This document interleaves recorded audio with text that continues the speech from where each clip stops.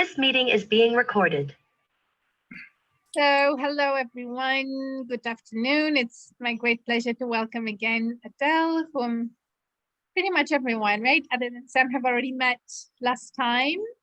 So Adele is a very interesting person, combining many different passions and interests, in anthropology and dance and movement education and directing performances. And he's lived in China for a long time in different parts of China, and conducted a lot of research related to dance and movement and breathing. And so today we're having this second session devoted to breath work and breath practice. Thank you, Carolina. Okay, hello everybody. Good to see you again. And then we have, I guess, one new face is Sam. I think we haven't met. Hello, Sam. Hi. And I think Betty was there last week, right? Yes, that's right. And then, of course, yes. And Len, and then another Carolina we have. Yes. John and Lindy. Great to meet you again. So before we get off, I'd like to know, how did the last session sit with you afterwards? Did you go back to it, or how, if there was some ripples through your days? I'd like to hear about that. And then we get on, then that gives me also some information to choose what to do.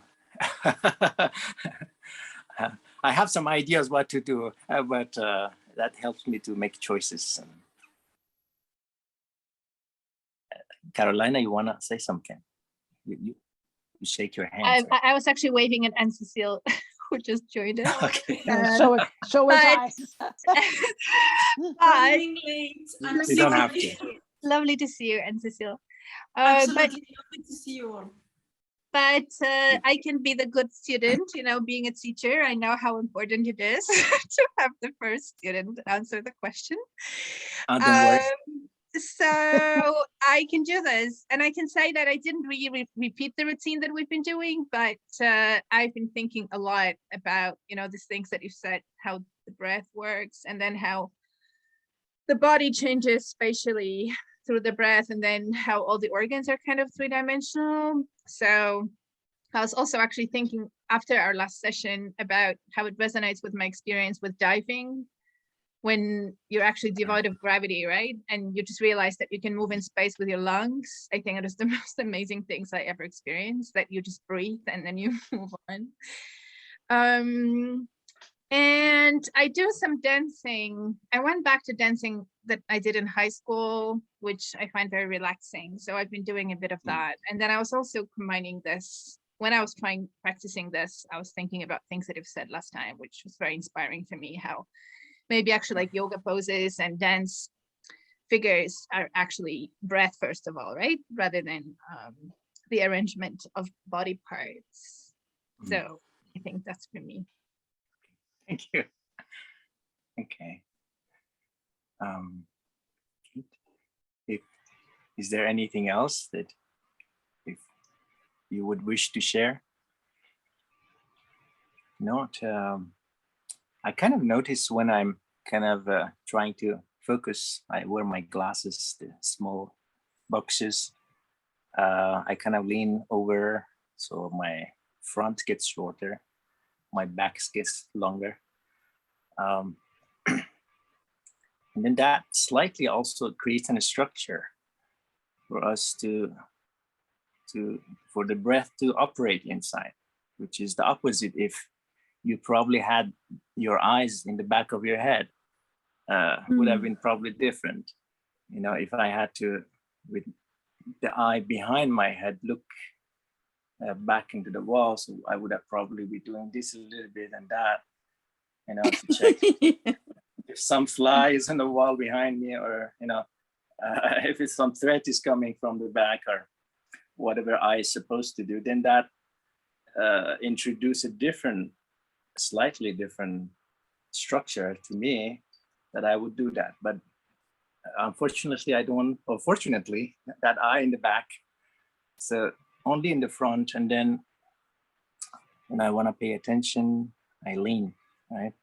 So I'd like you to take a moment, just see how that makes your front line feel like when you lean and when you're focusing, just checking out people on the screen, just noticing, yeah, what is that, you know, the size of it and the size of your front, if it is a front line, and then the size of your back line. It's possible to imagine comparing them. And you can play with that a bit, you know, coming a little bit to the screen, a little bit, see what happens to that line. And then going back a little bit. And noticing how the breath is doing during this funny play.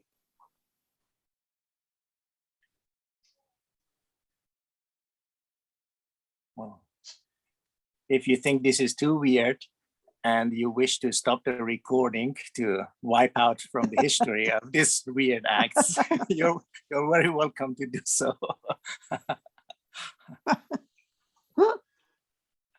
I think it actually corresponds to my other experience in this lockdown, because I realized that being on my own in my tall apartment and in my spacious furniture, I begin like to stretch, you know, like I'm wider and I'm taller than I was in public transportation in Shanghai, like all these confining spaces for two tall people. So I guess there is something very relevant about this line inside of you. That's maybe very interesting. Yes, we respond. This physical architecture that we live inside responds to the larger architecture outside. Let it be a subway station or the room or the booth in the office, or, you know, it responds to that, you know. Expands and contracts. Maybe we do a little bit of that game of contraction and expansion with the breath today and explore that. But yeah, just so let's try to, for a moment before we start, shorten that line a little bit and then get the gaze into a point on the screen. And go around of inhale and exhale, see how that goes. So half of the attention, try inside. How the inhale and exhale goes in. And then imagine that eye behind the head looking at the wall behind you. And then zoom out of the screen. And you see the screen within the larger frame of the room that you're sitting in. And the eye behind your back looking at the wall. Noticing how the breath in and out goes by itself.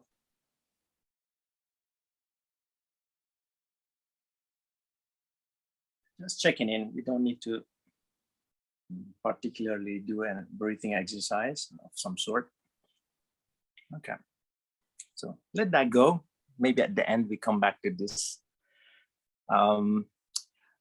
So yeah, we have this interesting back and front idea. Some animals are able, they don't have back and front, probably, for like fishes, you know, they have the eyes at both sides, and you know, but some animals do, and then they have different levels of back and front. The way, for example, a cat can see and observe different parts of his body is different from the way we can do, you know, just the scope that our architecture allows.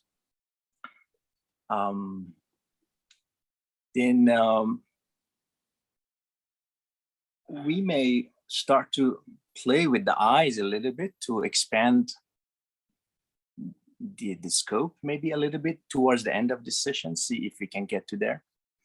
But before that, we work with this idea of a little bit expansion, lengthening, and contraction.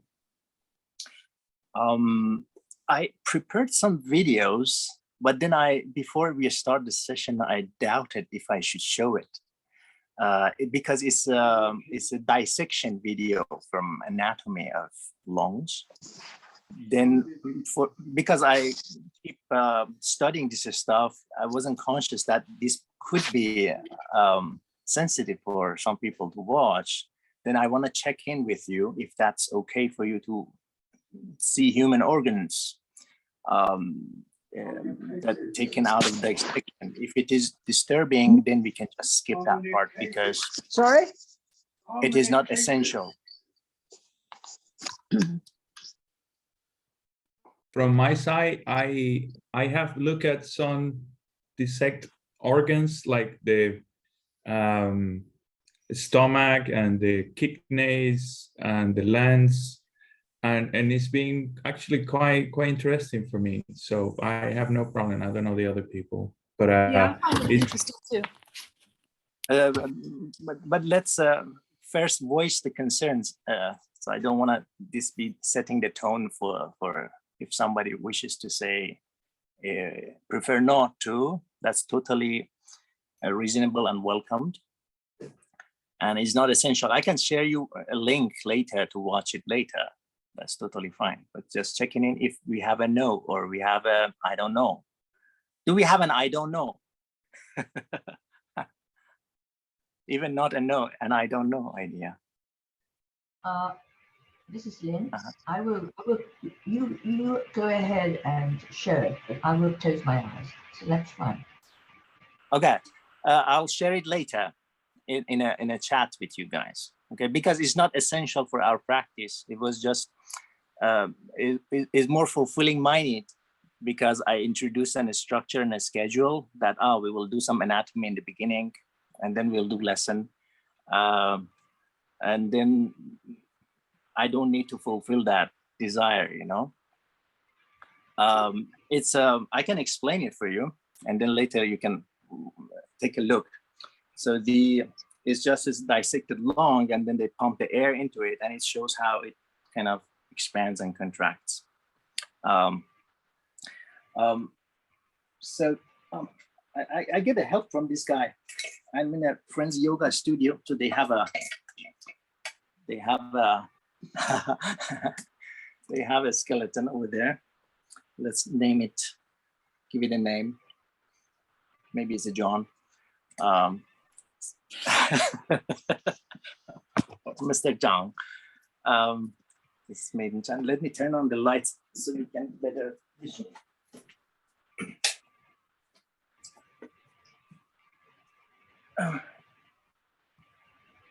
So this part is the left side and the right side. So, and the lungs are inside, right? So the only thing I like to share with you is that the lungs at both sides are not particularly symmetrical. So the left side, because we have the heart organ right in the middle of the organ of the lung, so the lung is kind of embracing the heart. So to create space for the heart, basically the left part of the lung have 2 lobes, but the right side of the lungs have 3 lobes. So we have the upper lobe, and then kind of a middle lobe, and then the lower lobe. And then today we're trying to go to like a breathing practice to kind of guide the air to different lobes, the upper ones, and then middle one and lower ones, and then see if we can feel that relation with the heart at the left side also, if we get into there. And then at the bottom, although you have all these organs under the lungs, between the pelvis and then the lower ribs, but because you have an organ under the lungs called the diaphragm, and then when the lungs shrink, the diaphragm pushes up basically, so it creates more space for these organs to, more space. And then when the diaphragm pushes down, it creates a space for the lungs to breathe, and then all this stuff down there contracts or gets some pressed down, right? So we work with that movement a little bit of the diaphragm. Last week we did when we were swallowing the action. It was helping you to feel that movement a little bit. We touched that a little bit today, so we'll see how the diaphragm here plays between the lung and then the abdomen. But the way it feels like for us, it feels like the breath or the lung itself going down to the pelvis. For example, when we take a breath, or we call it a belly breath, air actually doesn't go down in the belly, but it feels that way, right? Because the diaphragm, it pushes down and pushes the organs down, and then we get this extension towards the pelvic. So what we care about basically is not that much of anatomy as biologists care about. It's more like an experiential anatomy. Like we anthropologists call it phenomenology. The anatomy, the way it appears to us, not the way it actually or probably is. So we work with that a little bit. So the language we'll be using is not necessarily a very accurate biological language, although we try to, but sometimes we use a language that makes sense to our immediate sense of what's happening. Push the, for example, when we say, let's see if the air goes down towards your pelvis, it's not a biological statement, but it's a sensory invitation and a statement. Okay, so I want to differentiate between these two, if that matters for you, that the accuracy of the scientific language. Okay. Besides that, I think we can just start. For starting, you will need to have a surface to lay down on. If you have a yoga mat or a tatami, that'd be great. And then sometime we may lay down on the right or left. So if it would be helpful if you have a pillow or a towel next to you. So if we lay down on the side, you may need some support for your head or neck. You can use that, but without it, you will be fine, I guess. So if you need a moment to set yourself on the floor, welcome to do so. And then we'll start. If you wish not to be on a screen, you can choose. It will help me to at least to see someone to know what's going on. Otherwise, I will manage.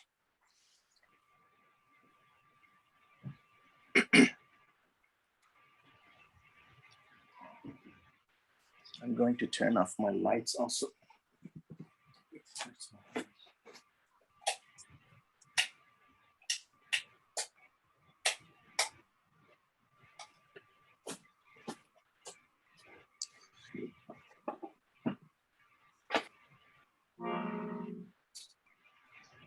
So lay down on the floor.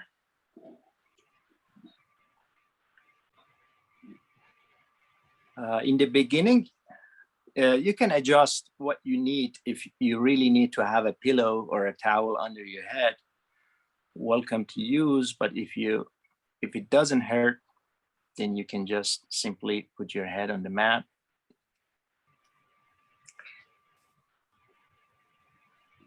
And then, yeah, animals get very interested in what you do typically when you go on the floor, because they think, it's play mode. I know what play is. They get it, and then they come to join. All right. So we go for a bit of scanning. Just feel the weight of your body on the floor.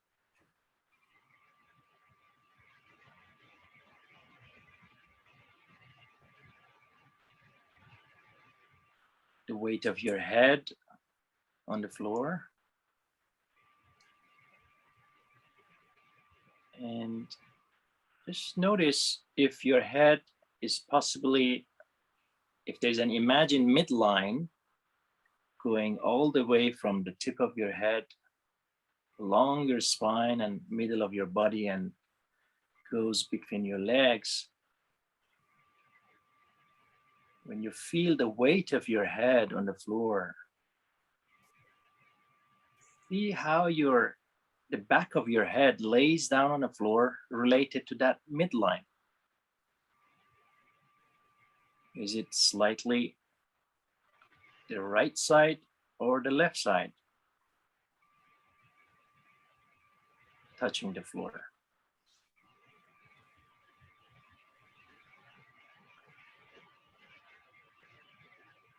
Doesn't have to be in the middle, just noticing. If you feel like you're moving your head, that's welcomed also. You can turn your head right and left a little bit. And then feel the gap between the back of your neck and the floor. And then down, bring your attention to the back of your shoulder blades and your upper torso, how it's touching the floor. And again, related to that midline, see if possibly one side of your upper torso is pressing more to the floor or less.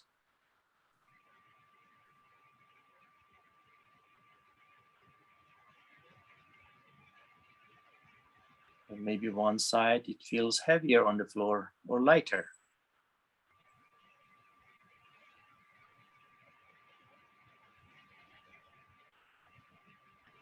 And move your attention to the lower back. And if there is a gap between your lower back and the floor, or slightly, your lower back might be just the weight lifted from the floor compared to your upper back, or not.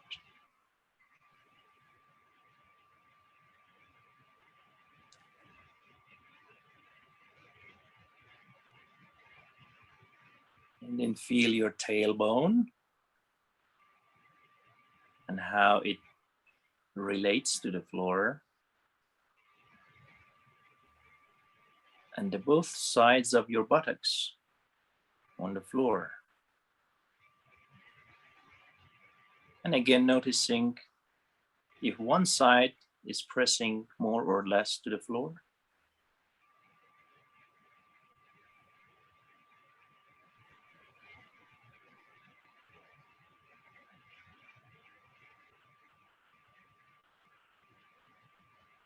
And move your attention towards your right foot, right leg.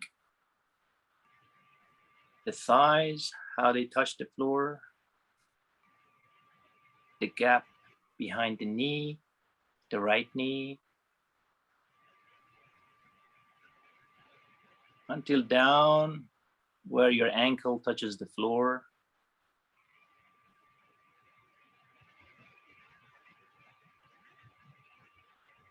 And noticing if your left thigh is pressing less or more to the floor compared to your right thigh.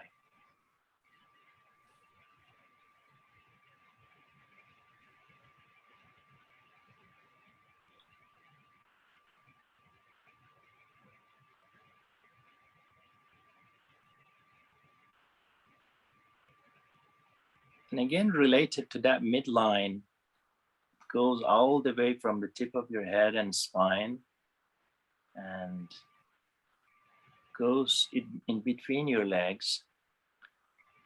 See if the tip of your fingers, your thumbs, I forgot the English word for the toes. The toes, how your toes on the right foot relate to that midline compared to the toes on the left foot.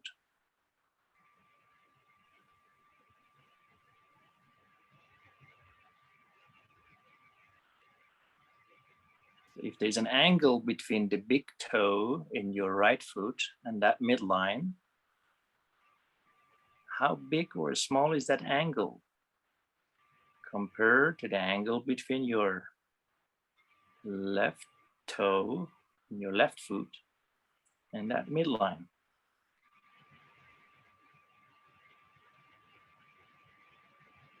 one side is probably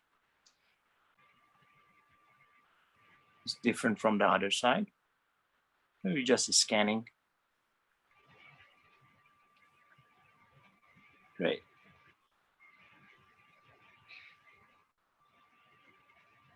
Okay, so stand your feet. Stand your feet, so your knees pointing at the ceiling, and the space between your knees are the width, relatively close to the width of your shoulders or your hips, but you can adjust as is convenient for you.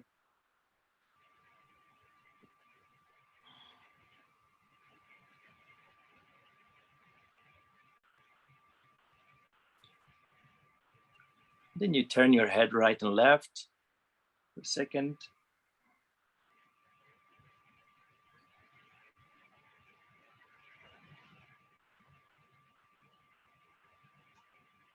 And then bring your attention to your breathing. A couple of rounds, you go for normal pace of your own breath.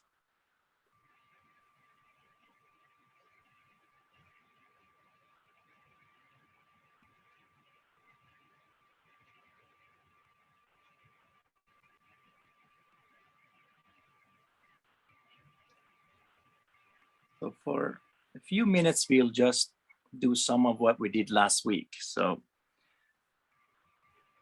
in the next round of exhale, you want to make a pause at the end of the exhale. Count just 1, 2, 3, as much as is comfortable, and then go to inhale.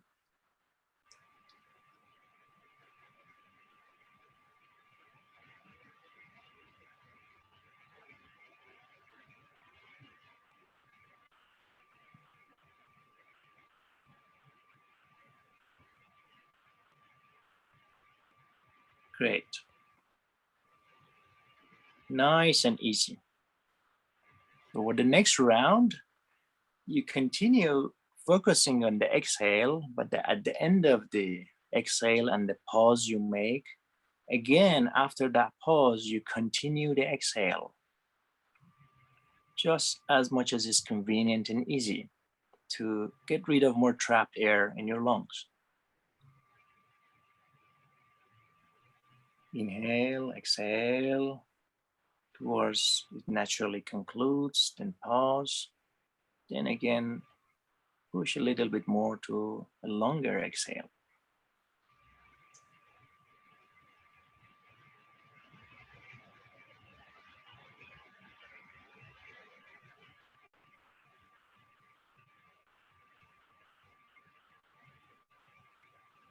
And maybe for the next round, after that pause at the end of exhale, for elongating your exhale, you can make a little bit of hum or sound. That sounding can be la, la, la, la, la, helps to elongate that exhale much easier for you. The sound you're making doesn't have to be vocal. So that means you may try to do the la la, but doesn't make a sound. But that stimulates some muscles to push more air out. Inhale, exhale,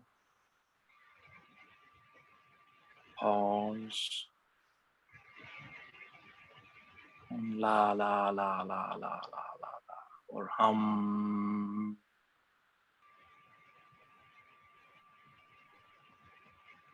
And you allow the inhale happen by itself at the end.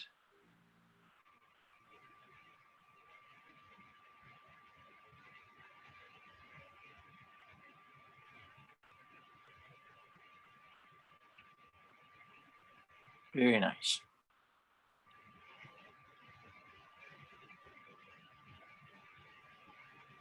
So you might be coughing a little bit, so that's quite normal, but take it easier. But that cough is kind of your lungs kind of being aware, I got some trapped air here. I need to get rid of it. I don't need your help. I'll do it myself quickly. I cough. Right? So take it easy. But that's a signal that your lungs becoming awake, that we got some unnecessary trapped air here. So one more round. Exhale, pause, and sound, elongating the exhale.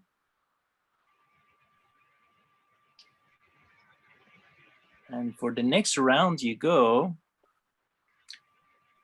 after that pause, you might want to very gentle swallow your saliva in your mouth. Just very gentle, try that out and see how that stimulates your diaphragm to move and mobilize.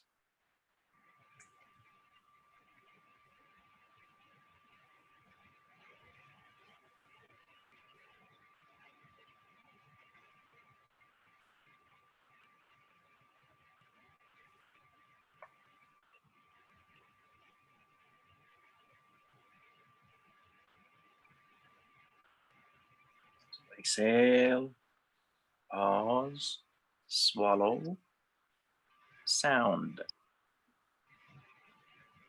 Very gentle, as minimal as possible.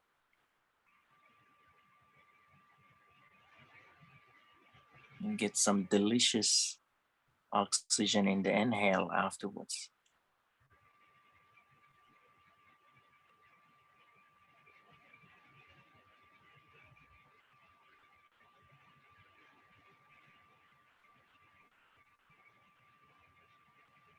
Nice. Okay, let that go. You can extend your legs to take a rest for a moment.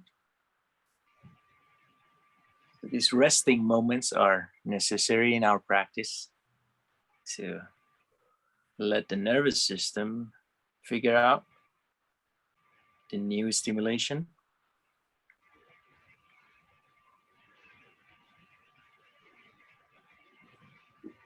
And knowing we are doing it in a spirit of play, and we can stop whenever there's a wish. So even if during the session I didn't call for a rest, you can grant that to yourself and then take a pause and then come back when it's time for your body.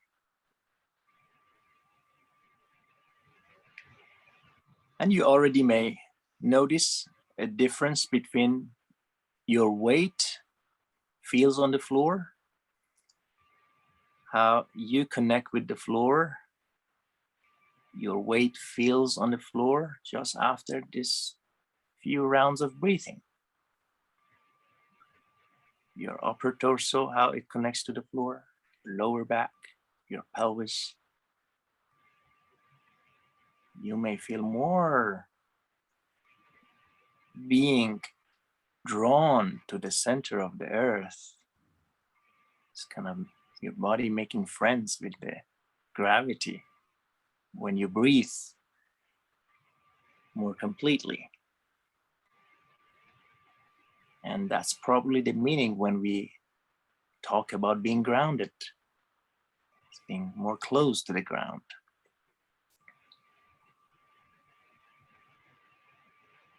All right. Again, stand your feet.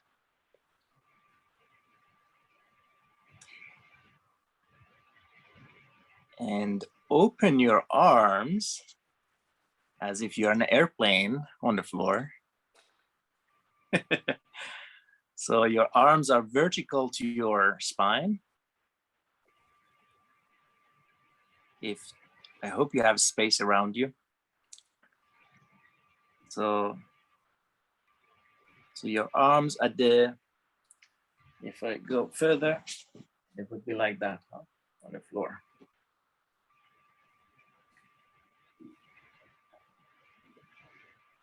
As much as is comfortable, but hopefully you can get into in a straight line as much as is possible and it doesn't hurt your neck. And then with these open arms, you bend your elbows. So the upper arms are still connecting to the floor, and then you bend your elbows this way while you're on the floor, in a way that your front arm is pointing to the ceiling.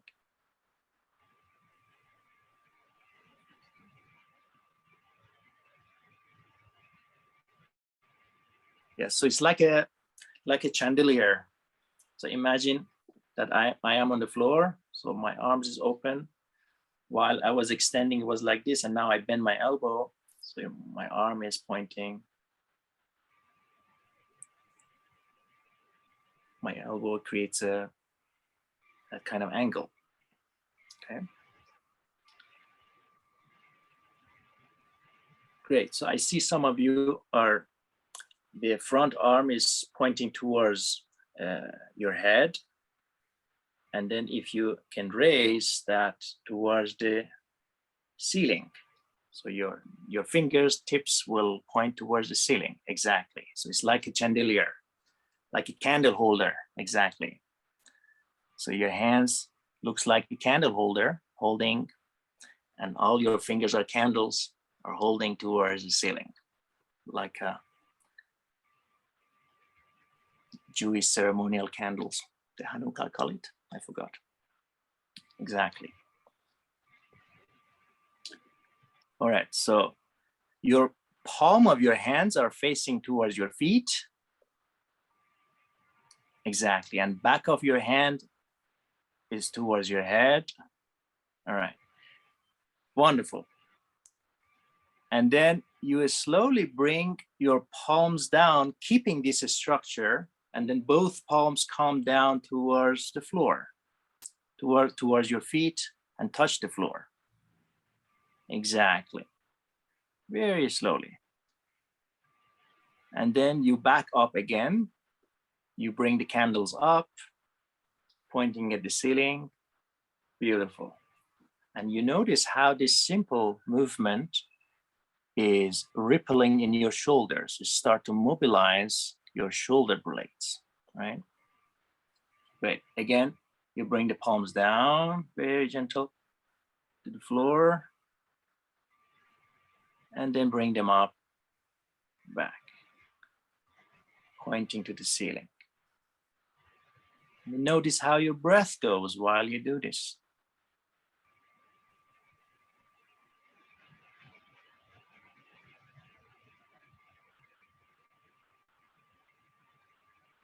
Beautiful.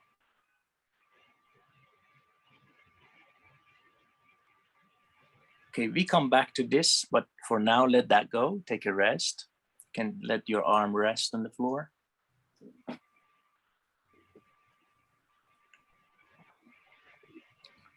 So our shoulders plays a big role into containing or allowing space for the upper lobes of the lung to expand into our shoulder blades. So the upper lobes, if they get enough space, they get more air up there, or if the shoulders are slouch coming down, then there would be less space for them. So we are kind of trying to tickle the shoulder blades in this movement,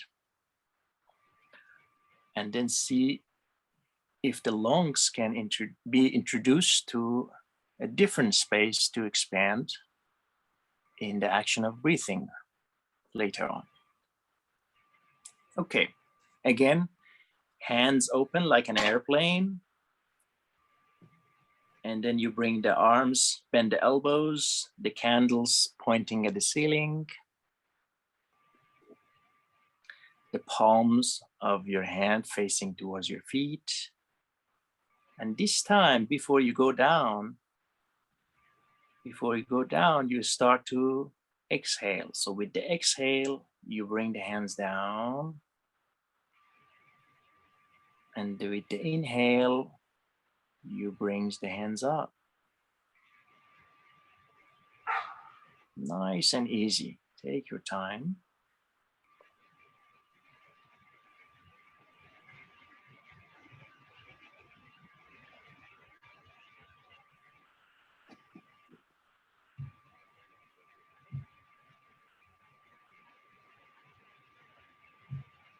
Inhale, hands up. Exhale, hands goes down.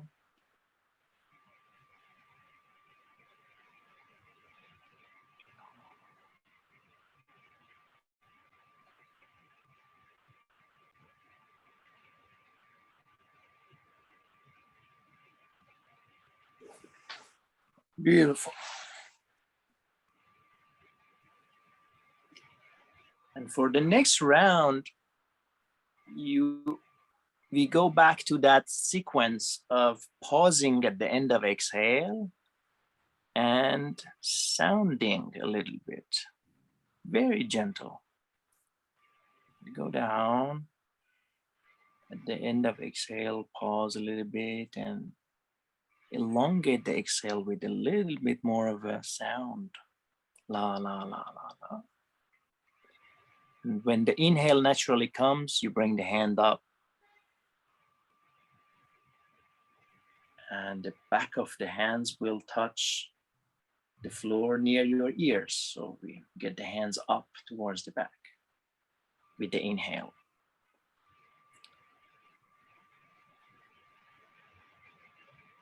Exactly. So the hands going, so Carolina, so the hands going back and touch the floor near your ears when you complete the inhale. Don't worry, you won't miss anything, right? As much as it's comfortable to do. So you can adjust the angle of your hands towards your torso. So you're not straining anything, you're not pushing any side, any part. Just adjust what's easy in the comfortable range of movement.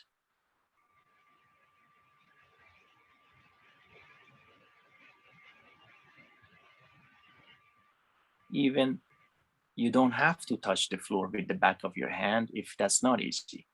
Just go in that direction to let the shoulder blades open up towards the back as much as is comfortable and pleasurable. Couple of more rounds. Exhale. Pause.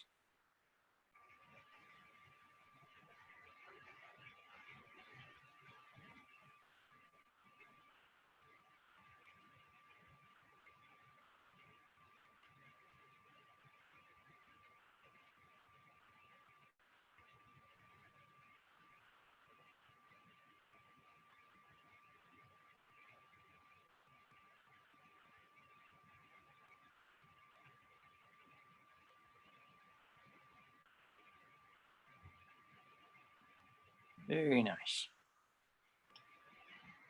Okay, let that go. Let your hands rest on the floor.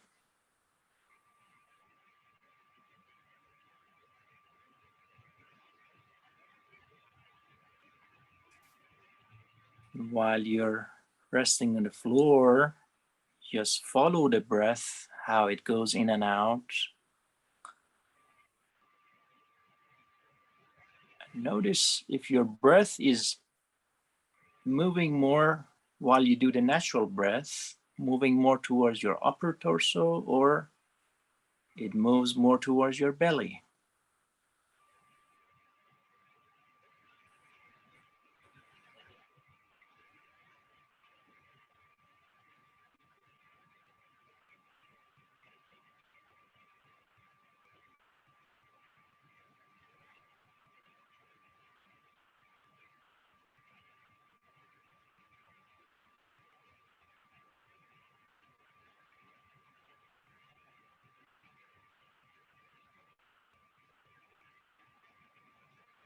Beautiful.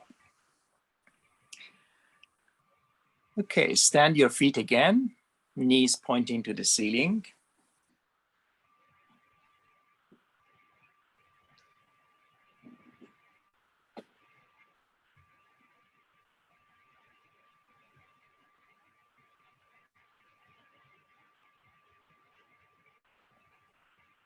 And this time,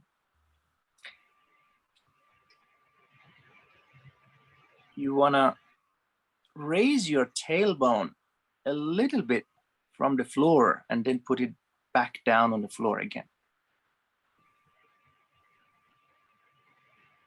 So you bring your tailbone just a little bit, even there's no visible distance. There's just a sense of lifting, then putting it back or dropping it back to the floor, just letting it go to drop. So you don't raise it too much that if you drop it, it will make a sound or it will hurt. It's just maybe 2 millimeters, just a sensation. You raise and drop.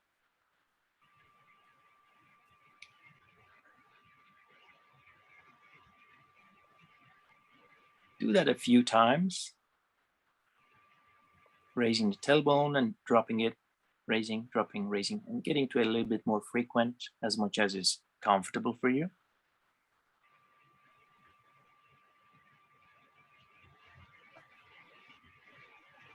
Great, let that go. And now you wanna raise the tailbone. It's like your spine, as if your spine is a chain. So you raise your tailbone and the chain of your vertebra gradually start to lift from the floor as much as is comfortable. So you want to go vertebra by vertebra slowly, and then you put the chain back down. You go down vertebra by vertebra until your tailbone touches the floor again. You do it very slow, very, very slow. Raise, tailbone,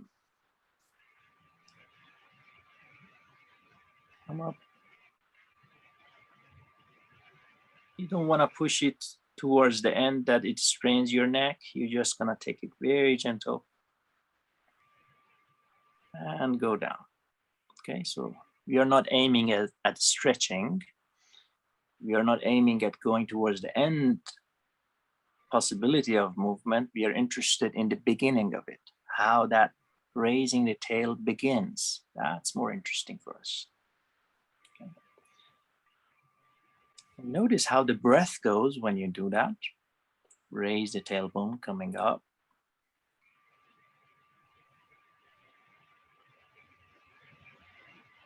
And bringing the tailbone back to the floor.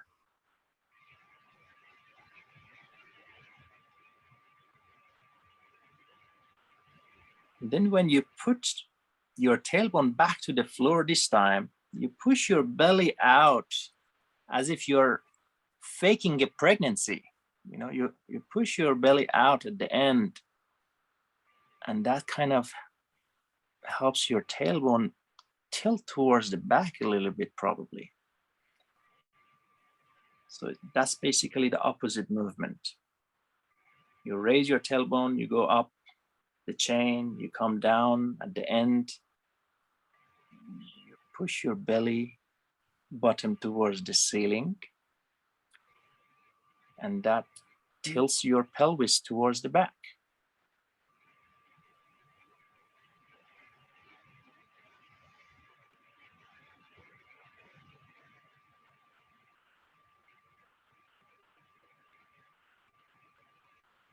Do that a couple of times. Okay, let that go. Extend your feet. Again, have a rest.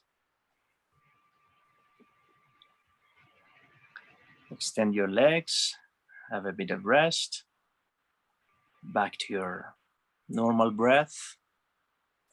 So our spine have these different kinds of movement. One of them is this, like a chain to fold and unfold back and front, as you did right now. And the other movement is to turn to right and left. It's like twisting. And then there's the third movement of the spine. It's when you bend towards one side or the other side. We're going to explore some of that and see how that works with breathing. But for now, we work with this part that is bending forward and backward of the spine. So you're massaging the spine as it totally have joints with your rib cages, which holds your lungs. And then that creates more space when they are more lubricated for the lungs to move in.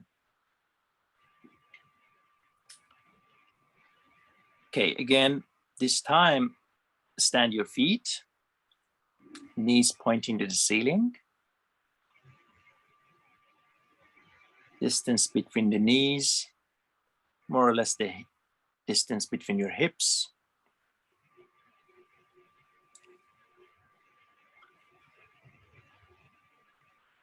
And this time when you lift your tailbone from the floor, you start and exhale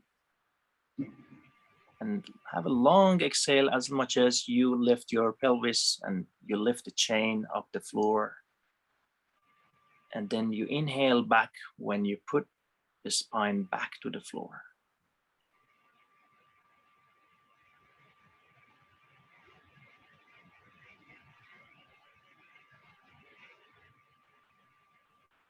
Is that clear? So you lift, same as the previous movement, you lift your tailbone from the floor and let the chain of your spine, vertebra by vertebra, lifting from the floor. And while you're doing this, you're doing the exhale. And then vertebra by vertebra, you bring it down and you do the inhale.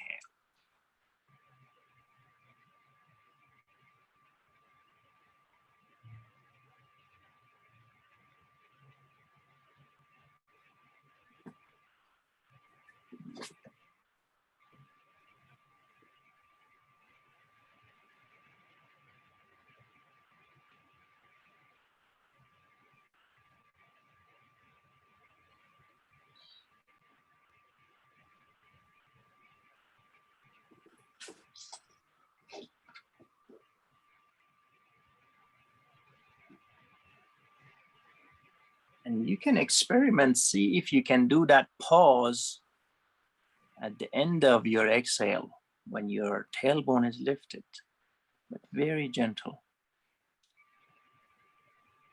You remember the pause at the end of exhale in the beginning? So you lift the tailbone, vertebrae come up. You don't go towards the extreme. So until the middle of your body is enough to lift. Exhale and then pause. You sound more air out. And then you inhale and you drop the tailbone down to the floor and let it come down. Very gentle.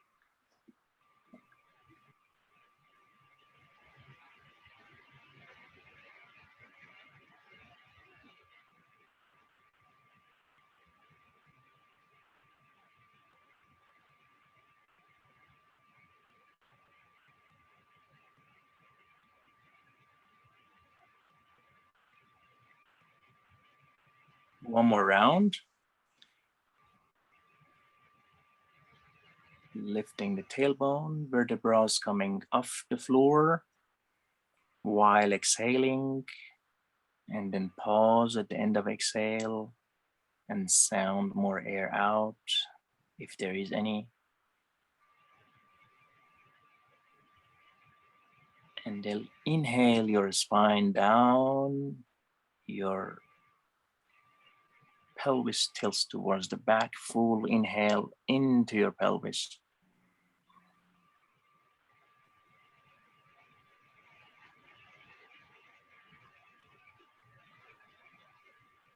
Beautiful.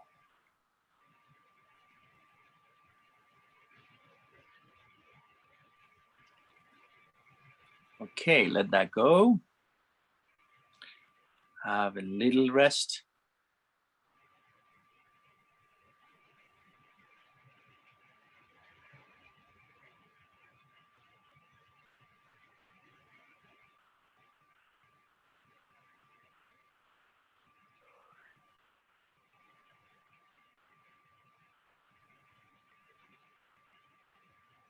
Just the natural breath in and out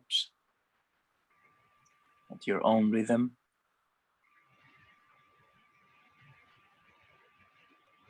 So this time we're going to do the opposite. So we lift the tailbone and the vertebrae from the floor, but this time when we do that, we do the inhale. That is going to push a little bit of the air towards your shoulder blades. So you do it very gentle and notice how that's different. So stand your feet and knees pointing towards the ceiling. And while you're starting the inhale, you lift the tailbone and vertebrae from the floor. That might be a bit counterintuitive. You do it very gentle and exhale down your spine. You take rest or micro adjustment that your body needs to do. You always welcome that. If your hand, your shoulder, your neck wants to readjust the position, so just welcome that to do.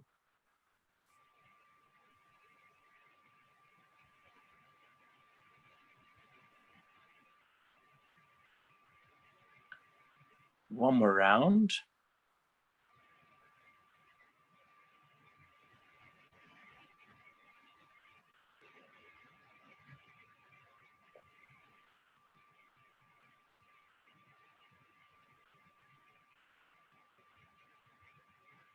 Beautiful. Just as much as is easy.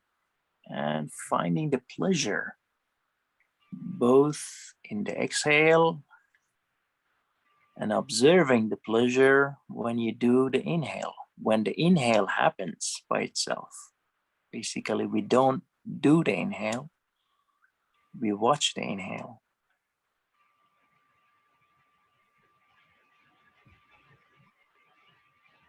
Observe the pleasure that your cells, your body takes out of the large inhale is taken in. Or sometimes small inhale, so your body adjusts in each round how much it needs to take in or not.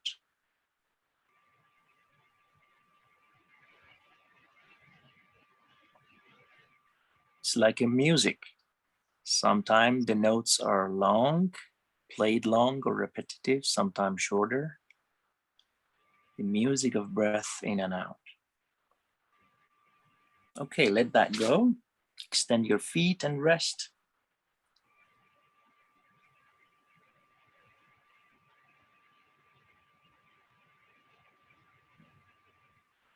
Yeah, welcome the micro adjustments you like to do.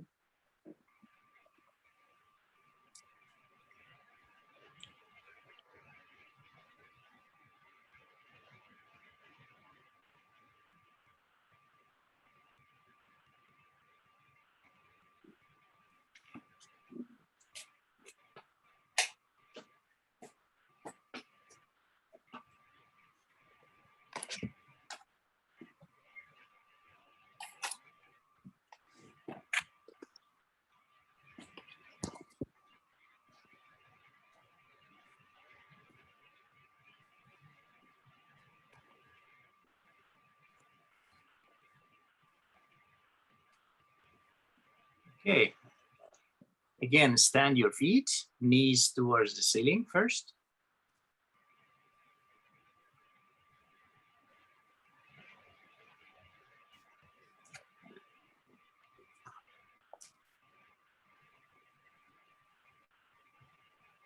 And knees are together.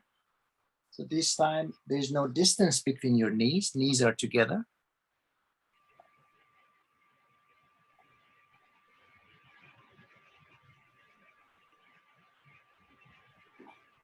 And hands open like an airplane.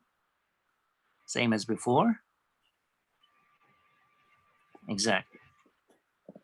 I try to do it so you can see. Possible. And then this time, you bring the knees together towards the floor, towards your left side. So you have like a cross.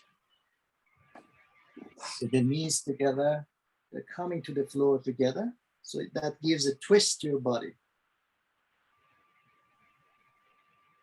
As much as is comfortable.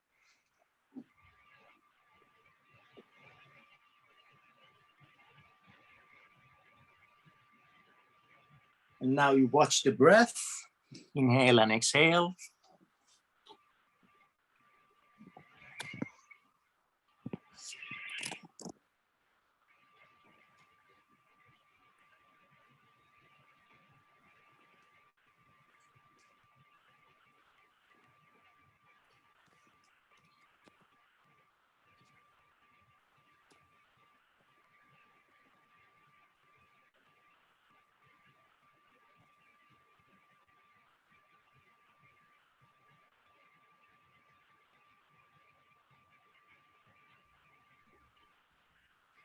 And with the next round of inhale,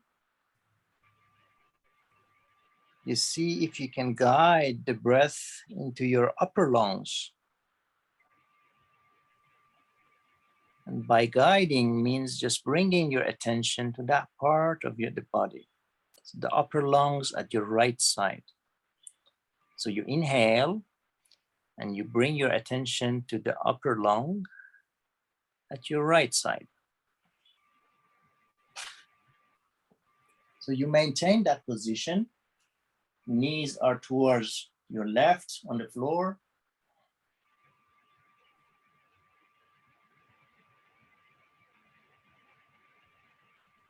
And you inhale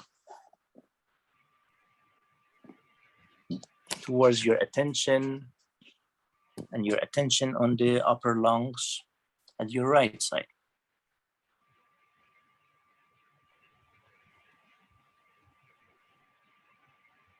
You don't have to look at the screen if rather trying to make sense of what you hear. There's no way to do it wrong.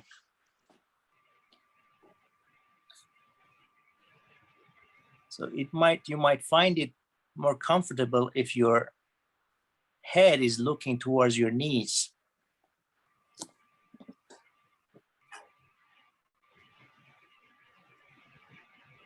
You can choose where your head is looking at.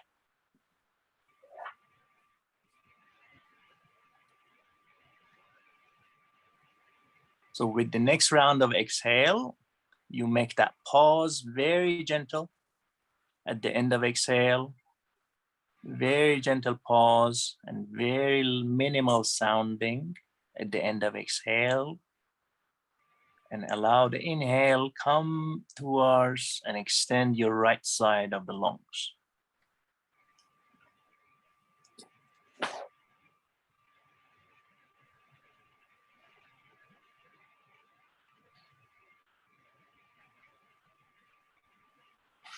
Notice how towards the end of exhale and inhale, your pelvis and your shoulder blades respond.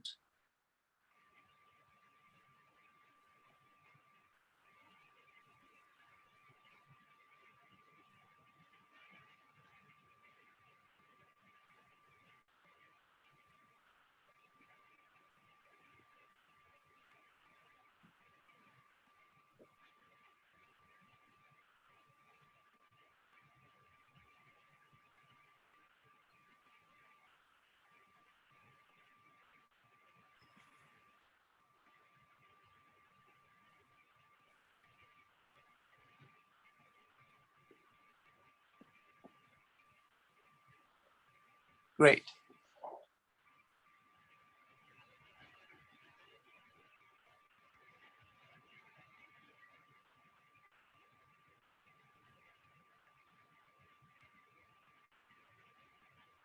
So now bring your right hand towards your left hand, and then slowly you bring your palms together. And that's kind of push you to be on your side, on your left side. If you need support for your neck, you can use a pillow. Otherwise, you can just be. So your knees are together on the floor, your palms are together on your side. And you want to bring your right foot, right knee to the floor in front of your left knee. So your right knee is touching the floor also in front of your left knee.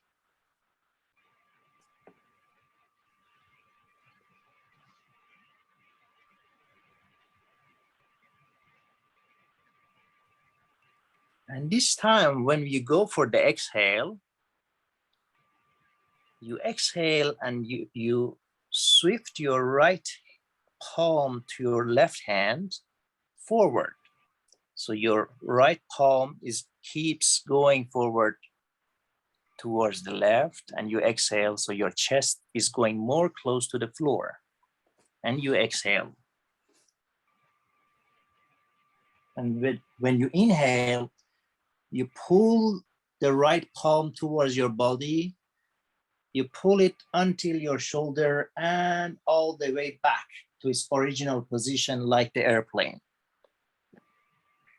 So you inhale, exactly. And then your right palm is likely massaging your hands all the way along, right? So you keep it, let it touch your body from there, and then you inhale towards the other side.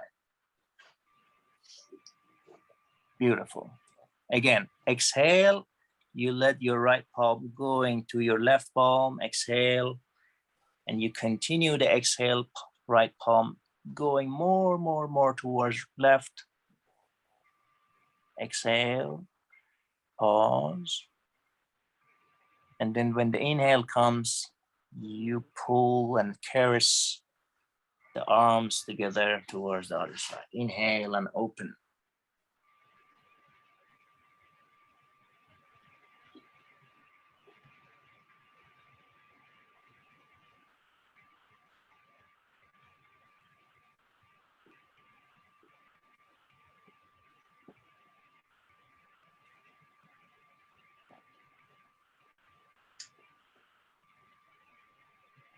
So as you notice, when you bring your hand, your right hand towards the airplane situation, then your right knee is leaving the floor slightly.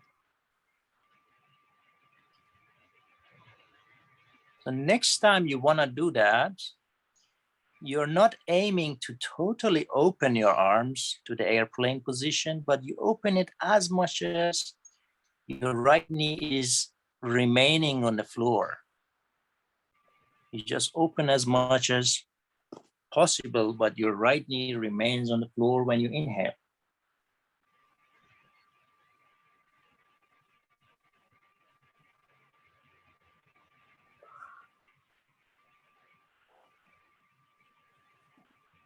And that kind of gives grip, but you want to keep it sweet as much as that expansion is pleasurable. So you open your arm, your right arm, as much as it gives pleasure to that expansion of your front ribs, and make the inhale pleasant.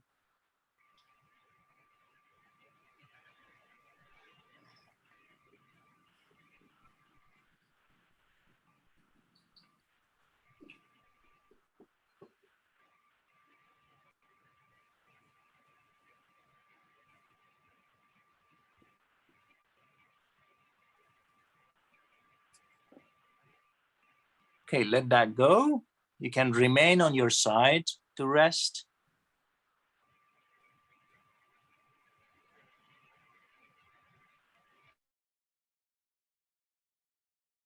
Whatever position gives you more rest.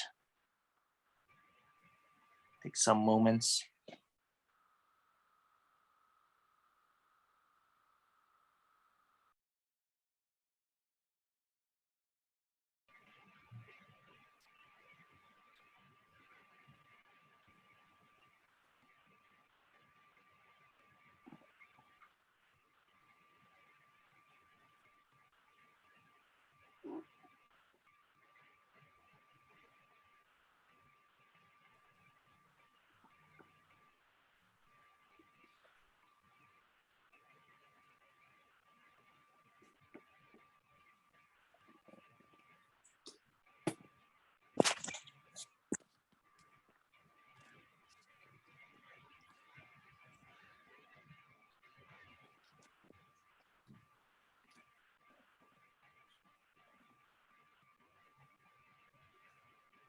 Okay, while you're on your side, on your left side, so your left arm is extending in whatever comfortable position. Your right arm is standing on the floor. So your right elbow is pointing towards the wall or ceiling, but you kind of find the leverage with your right hand on the floor.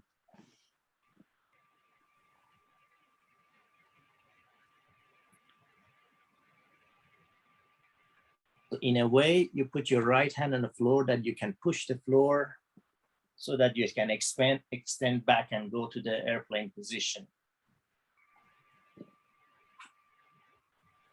If that's too complex, exactly.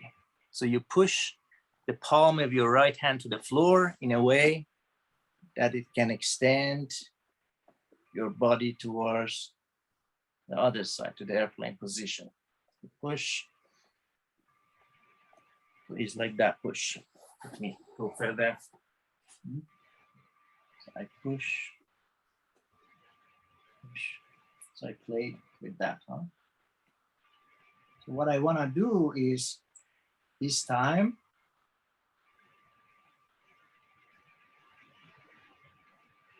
I push my right hand to the floor in that position and exhale. And release my hand and inhale. I push my hand to the floor.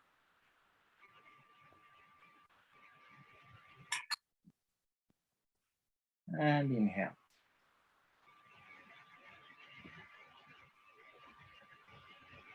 Do that a couple of times. Pushing the right hand to the floor is like that way, huh? It's as if it's leveraging and pulling your body back, but I'm exaggerating. You just push and exhale and release and inhale.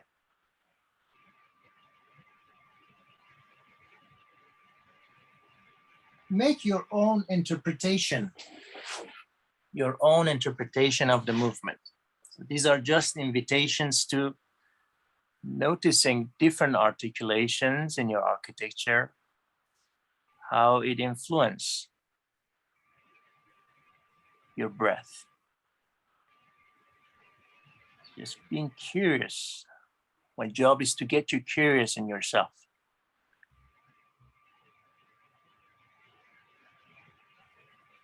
Beautiful.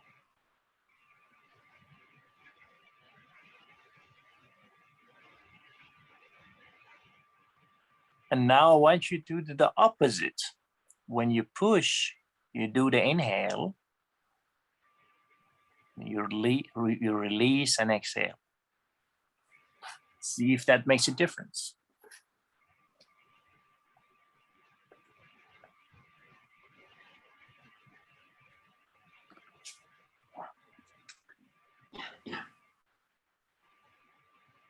You push and inhale and see how that ripples in the rest of the body. Because that's kind of counterintuitive for the body. It may create some reflexes in your pelvis or elsewhere. Do it very gentle. Push and inhale.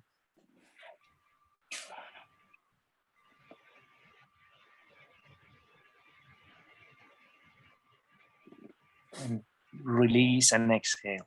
And when you exhale and release, you totally let your weight fall into the floor.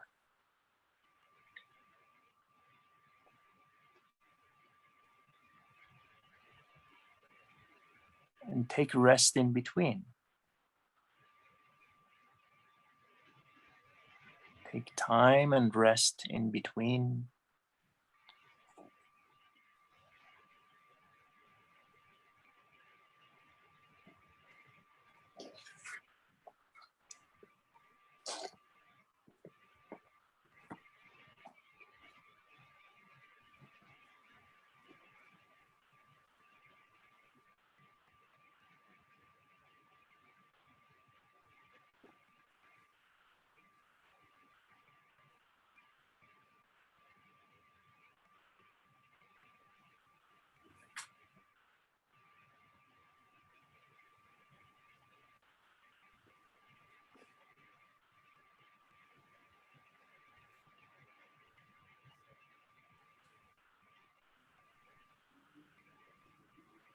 Okay, go to a rest, still at your side. Take a moment of rest.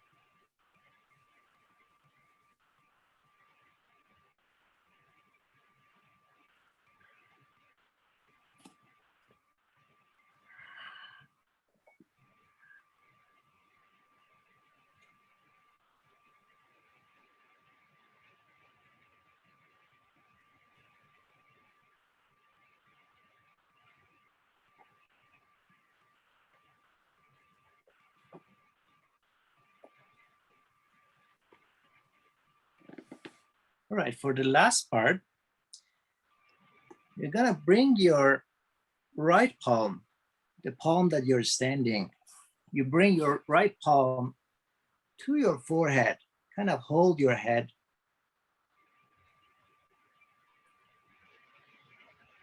The way is comfortable.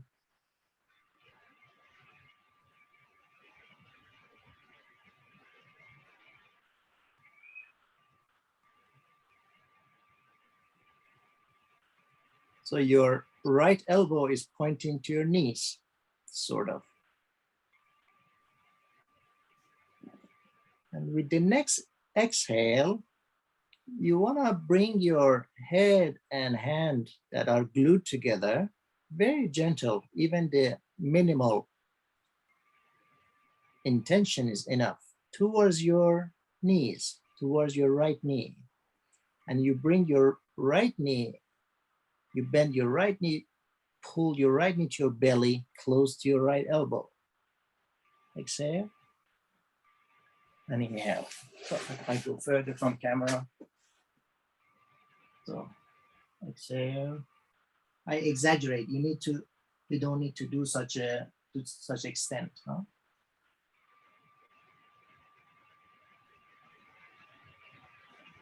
Exhale. Inhale.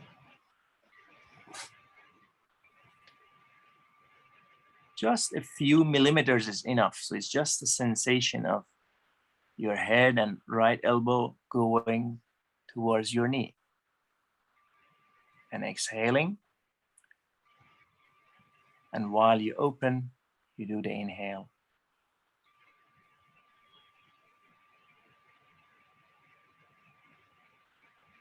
Just to make the interpretation of this movement for yourself the way it gives you pleasure. Alter it until you find pleasure. And if you don't find pleasure, don't do it.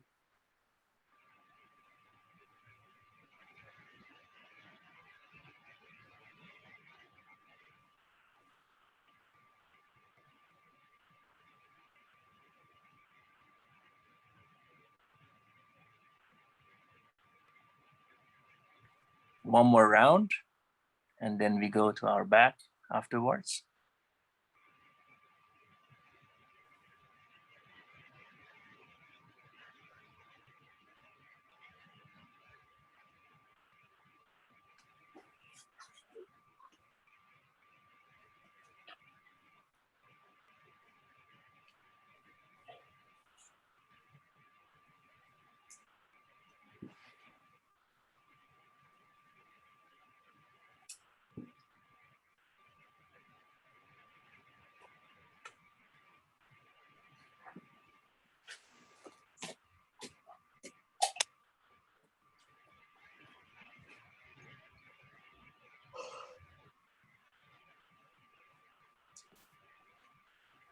Okay, come back to your back, facing the ceiling. Extend your legs.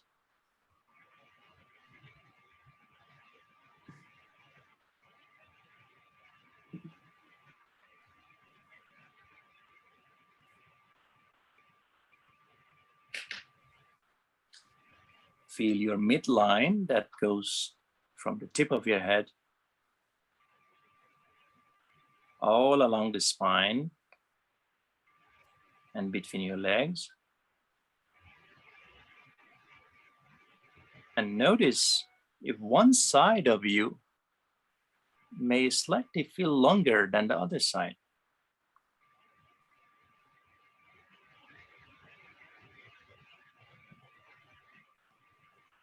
That's quite normal. We've been working on one side. And then notice which side of your upper torso is touching more on the floor, pressing more on the floor.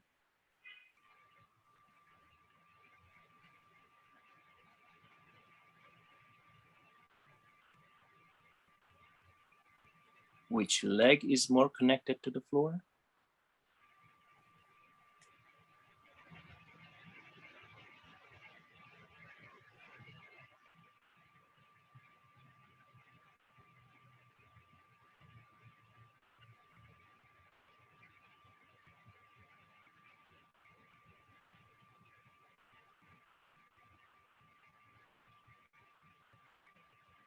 Okay, again, stand your feet. So we will not do the other side, and that's part of the practice.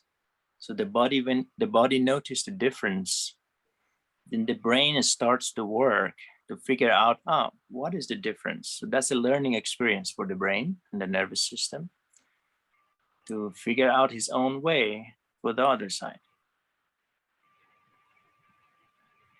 Stand the feet. And again, we go for exhale, focusing on the exhale.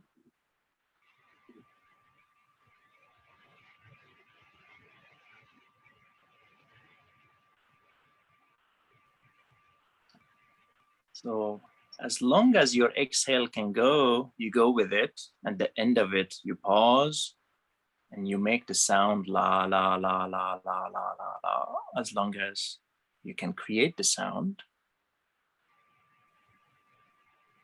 And let the inhale happen.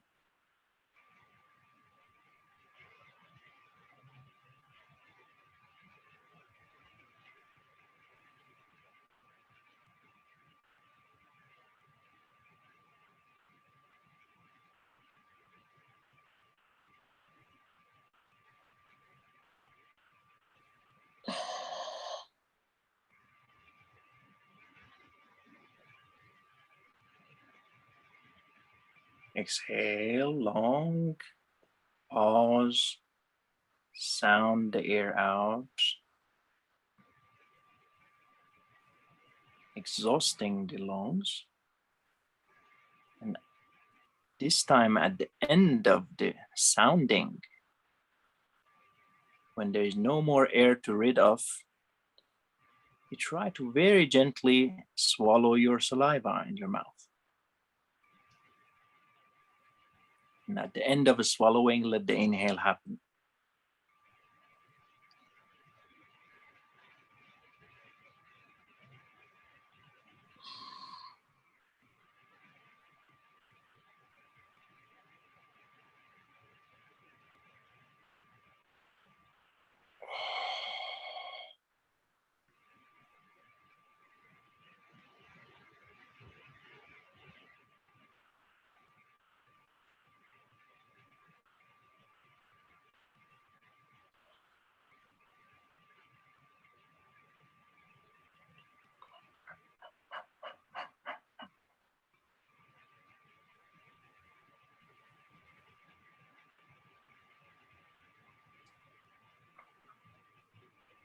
So for the next round, instead of sounding a la-la, I want you sounding a ha-ha, like a laughing situation. So you exhale as long as the exhale can go, and then ha, ha, ha, ha, ha, ha, ha, ha.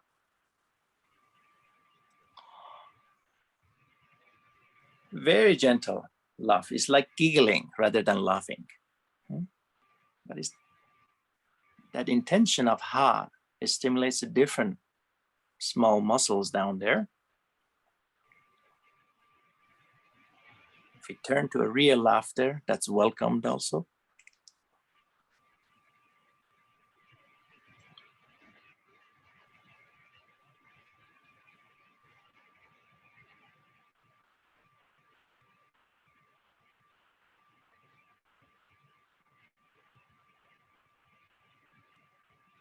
Okay, let that go. Have a rest. Extend your feet. Extend your legs.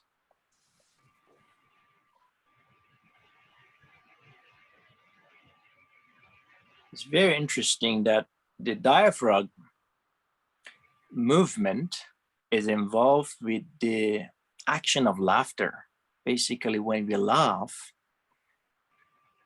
it's the diaphragm doing this vibration movement up and down.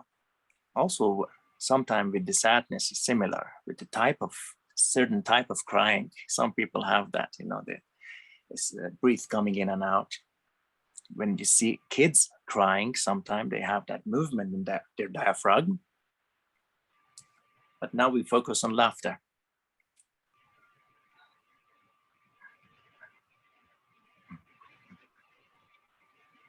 And people laugh in different places. Some people laugh in their throat.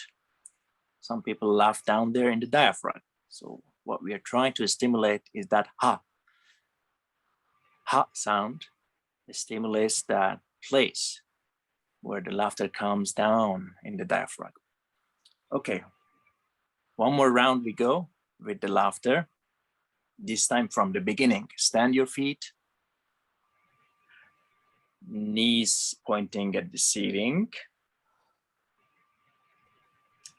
Inhale. And then all along the exhale, from the very beginning, we do with ha, ha, ha, ha, ha, ha, ha, ha, ha, ha, ha, ha, ha. So you're doing your exhaling chunks of ha. So if the long exhale is a long ha, we break it down into as much as possible ha. Let's see if you can make sounds or not. Ha, ha, ha, ha, ha, ha, ha, ha, ha, ha, ha. And you may put one of your hands on your belly, just checking how your belly moves when you do that. And the other hand on the chest. Ha, ha, ha, ha, ha, ha, ha, ha, ha.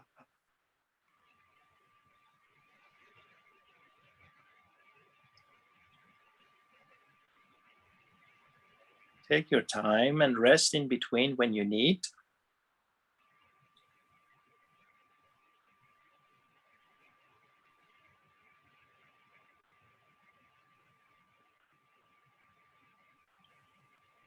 And a couple of more rounds. Ha, ha, ha, ha, ha, ha, ha, ha, ha.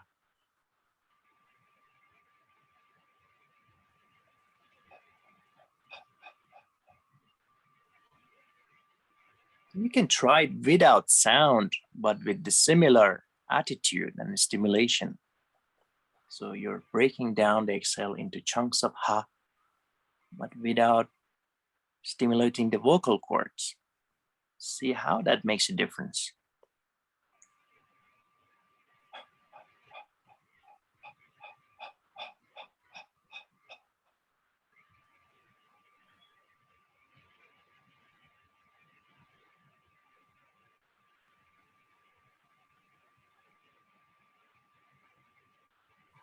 And for the next round, when you inhale big, at the end of inhale, you hold the inhale and give some space to inhale to sit in your body.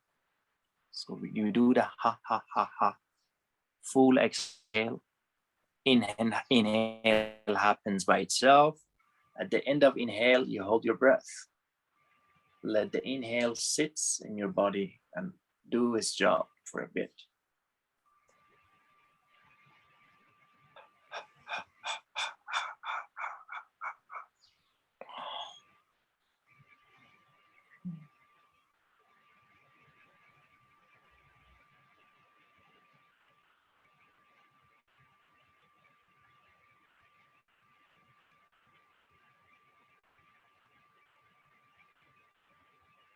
No pressure, but as long as it's comfortable to keep the inhale in, and micro adjustments that the body needs to do while you're holding it.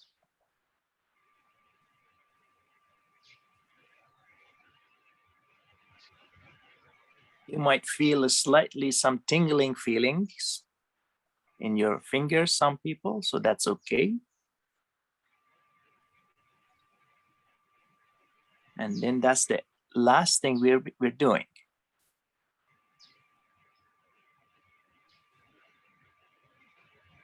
Okay. Let that go.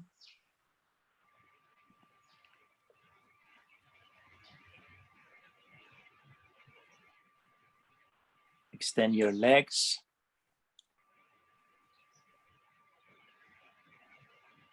Back to your natural inhale and exhale.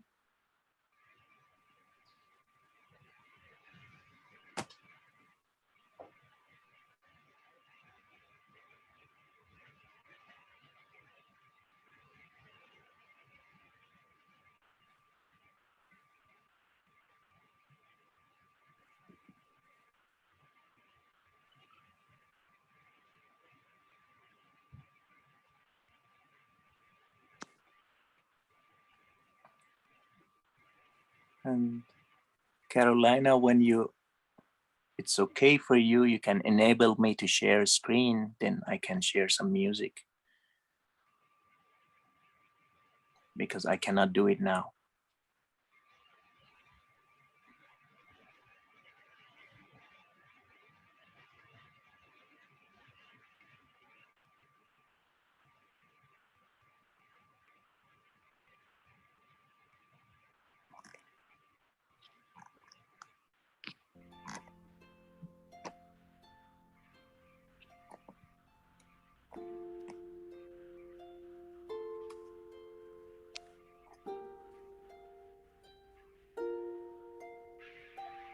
Enjoy your time on the floor.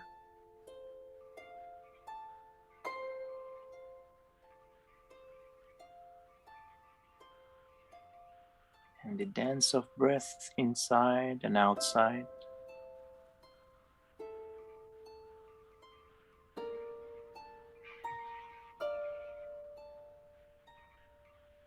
The breath has a life outside also. The air goes out, can be shared in space with other beings, with plants, with your pet, with the neighbors, with the city. Taking in, giving out, being in that cosmic dance inside and outside.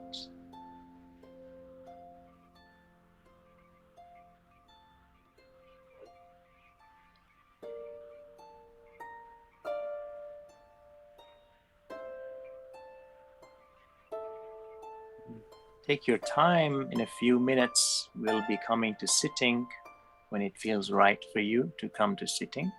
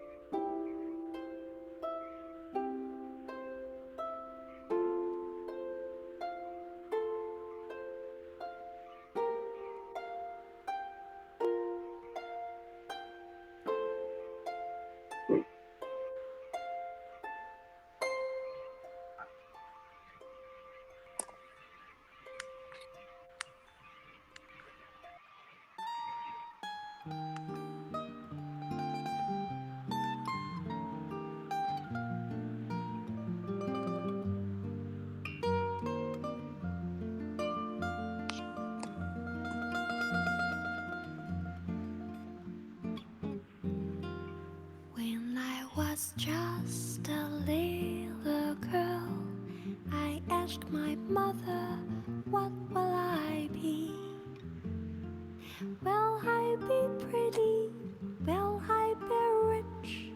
Is what she said to me. Que sera, sera. Whatever will be, will be. The future's not ours to see. Que sera, sera. What will be, will be. We breathe differently when we are engaged with the past, When I grew up, when we are engaged with the future. I asked my sweetheart, We breathe what differently lies ahead? when we Will we have rainbows engage with the day now. after day? Here's what my sweetheart said. And breathing is the very quick anchor to the now and to the moment for us. The future's not ours to see. Que sera, sera. What will be, will be.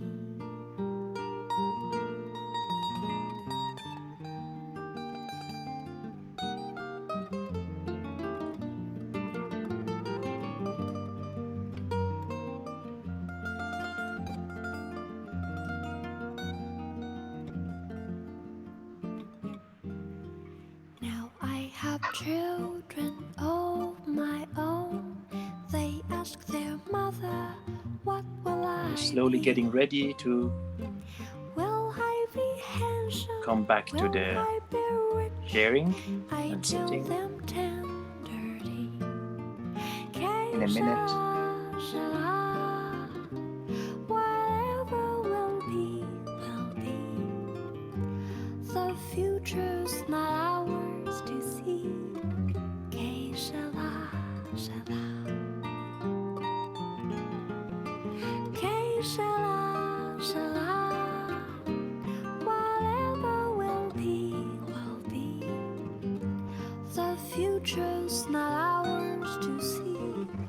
Que sera, sera. What will be, will be. Que sera, sera.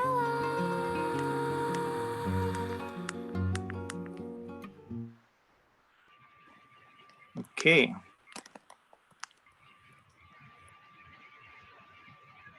So, I see most people are sitting. If you are still on the floor, take your time. If you're dozing off or need the rest, understandable.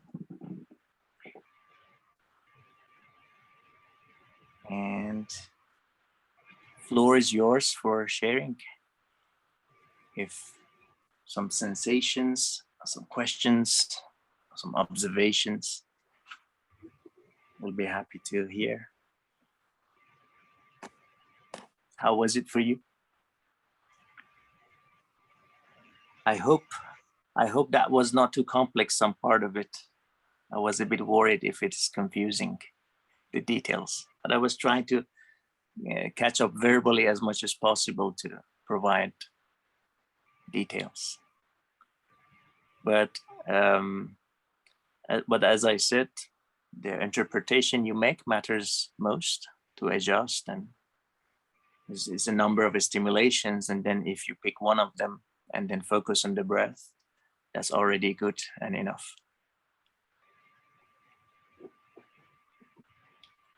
Okay, so I see Sam is shaking hands.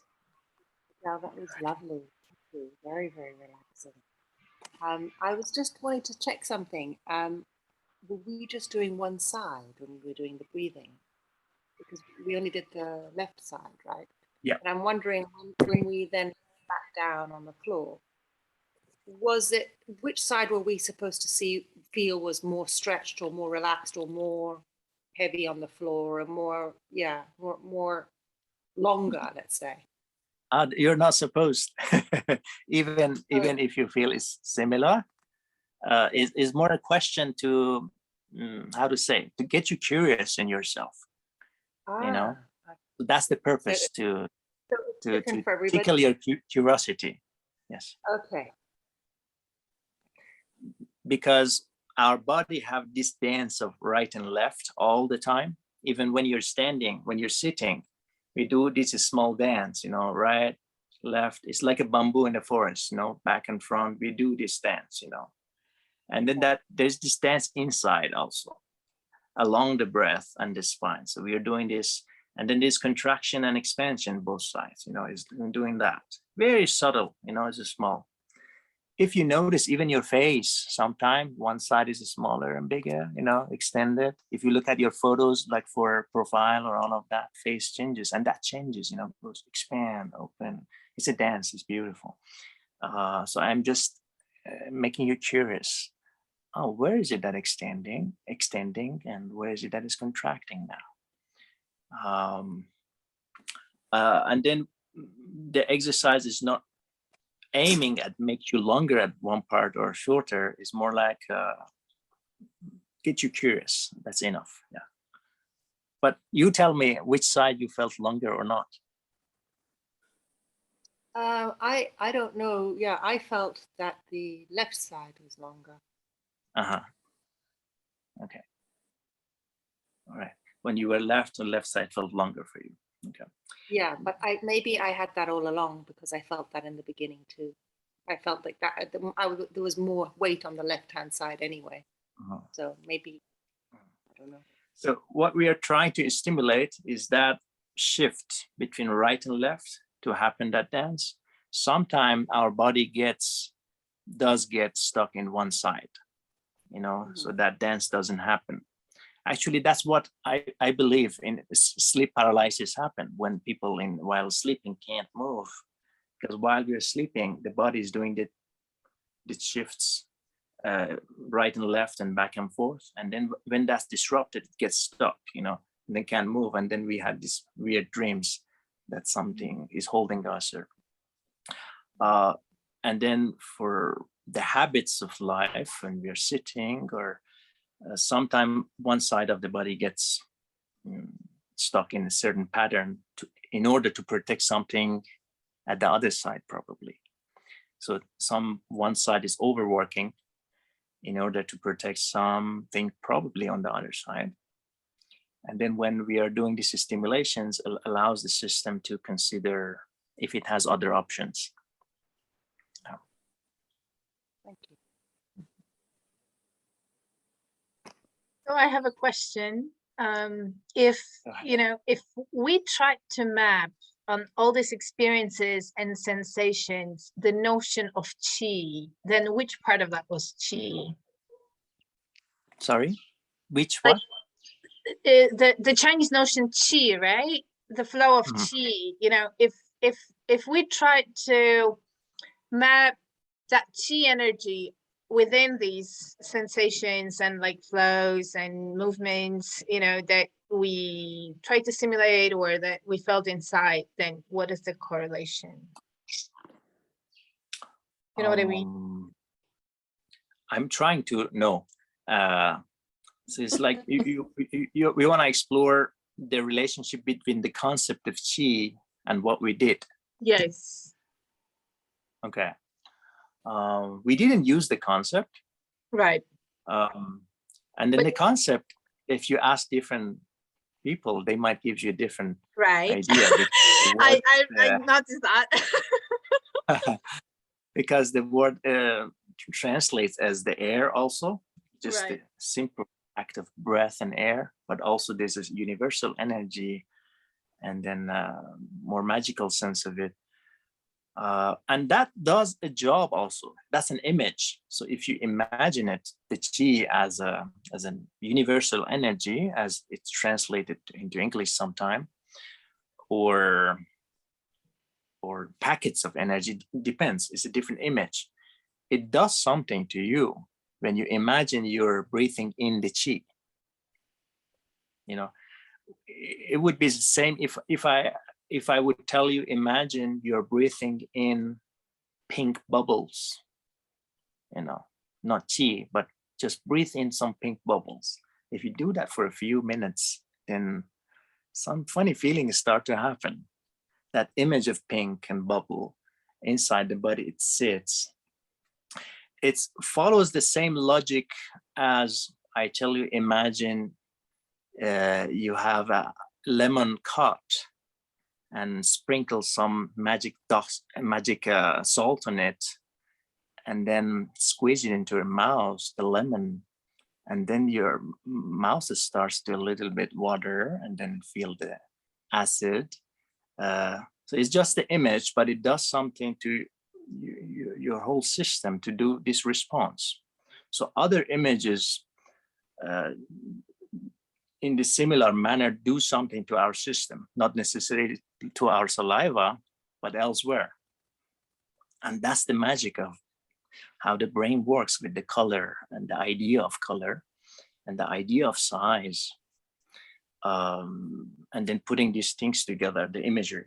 So the image of qi, whatever interpretation we may have of it, it does something to the movement and the tone of the body and the practice. So that's one way to look at it as a stimuli to do a job in a practice.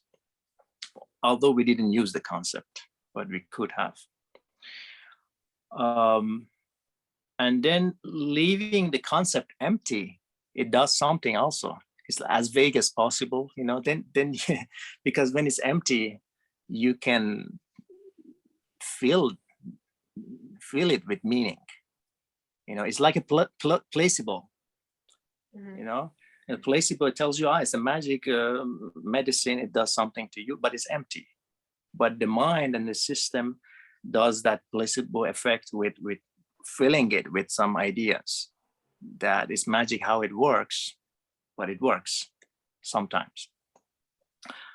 So with images, that probably similar mechanism is functioning with the concepts. I don't know if I answered your question, but that's one way to look at the idea of qi with the magic sense of So it. basically, to engage with qi, you have to consciously try to engage with it, right? Is that what you're saying? That if you're not making conscious effort to think about it and to engage with the idea, it's not necessarily present in your practice. Yeah, welcome. Anne is saying goodbye, I guess. You're welcome, and hope you had a good session. Yes. That's one way to go about it. This doesn't mean that I'm not making a statement that that's an image only, because some people may feel really a substantial energy moving through their body in different situations, especially during the dream or sleeping times, or people who do continuous practice of yoga, of any somatic work of some sort. At nights, they experience very interesting sensations going through their body, which can be named as qi or as prana or other forms, but it's a sensation of energy or moving through the body and moving the body. So it's not experiencing it is not necessarily a conscious effort to bring that, but a lot of practices include the conscious effort. But that's not the only way to experience that. Actually, it's very pleasant when it comes with surprise in the dream time, in the lucid dream state, and it's an amazing feeling. Thank you.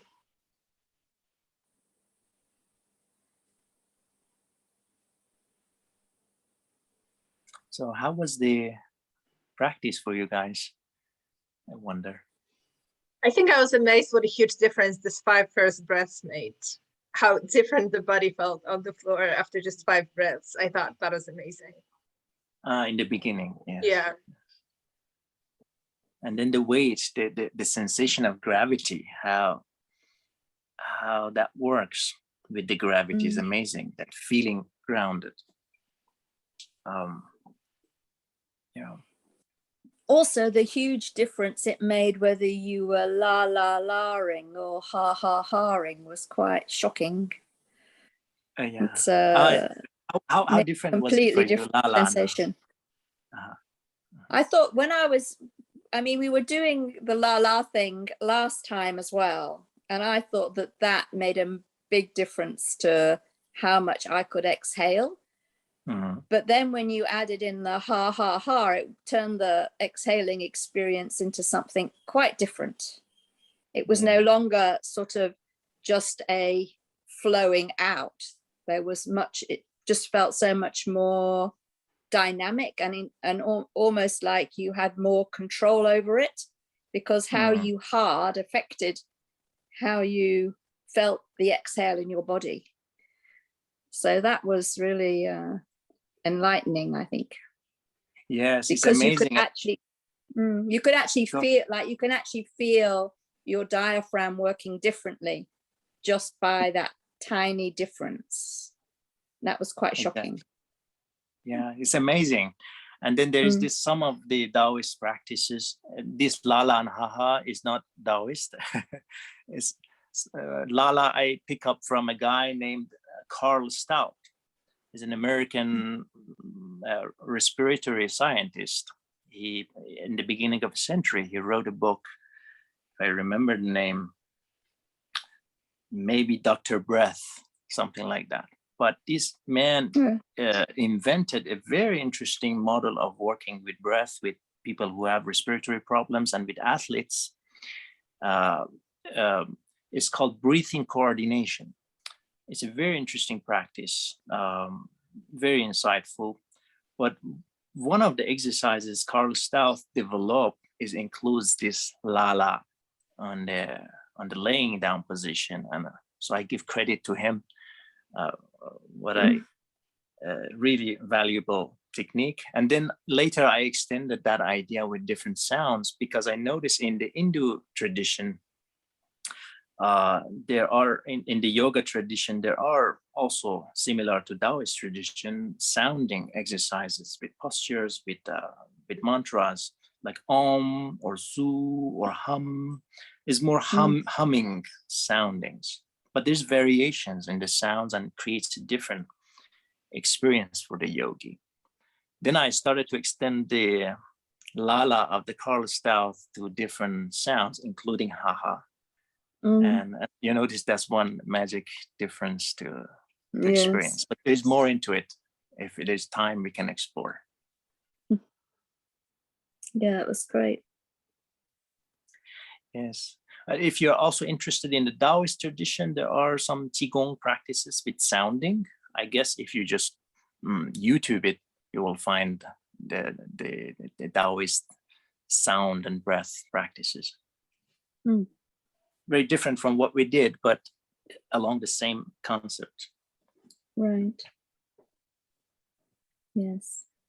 Thank you for sharing. And no, one other question I had was when we were on, that's a bit more mundane, when we were on the floor and we did the sideways breathing exercise, and we'd moved our knees so that they were both on the floor, and then you introduced the movement of the top part of your body with your arms moving from your left side to back to the kind of aeroplane mode.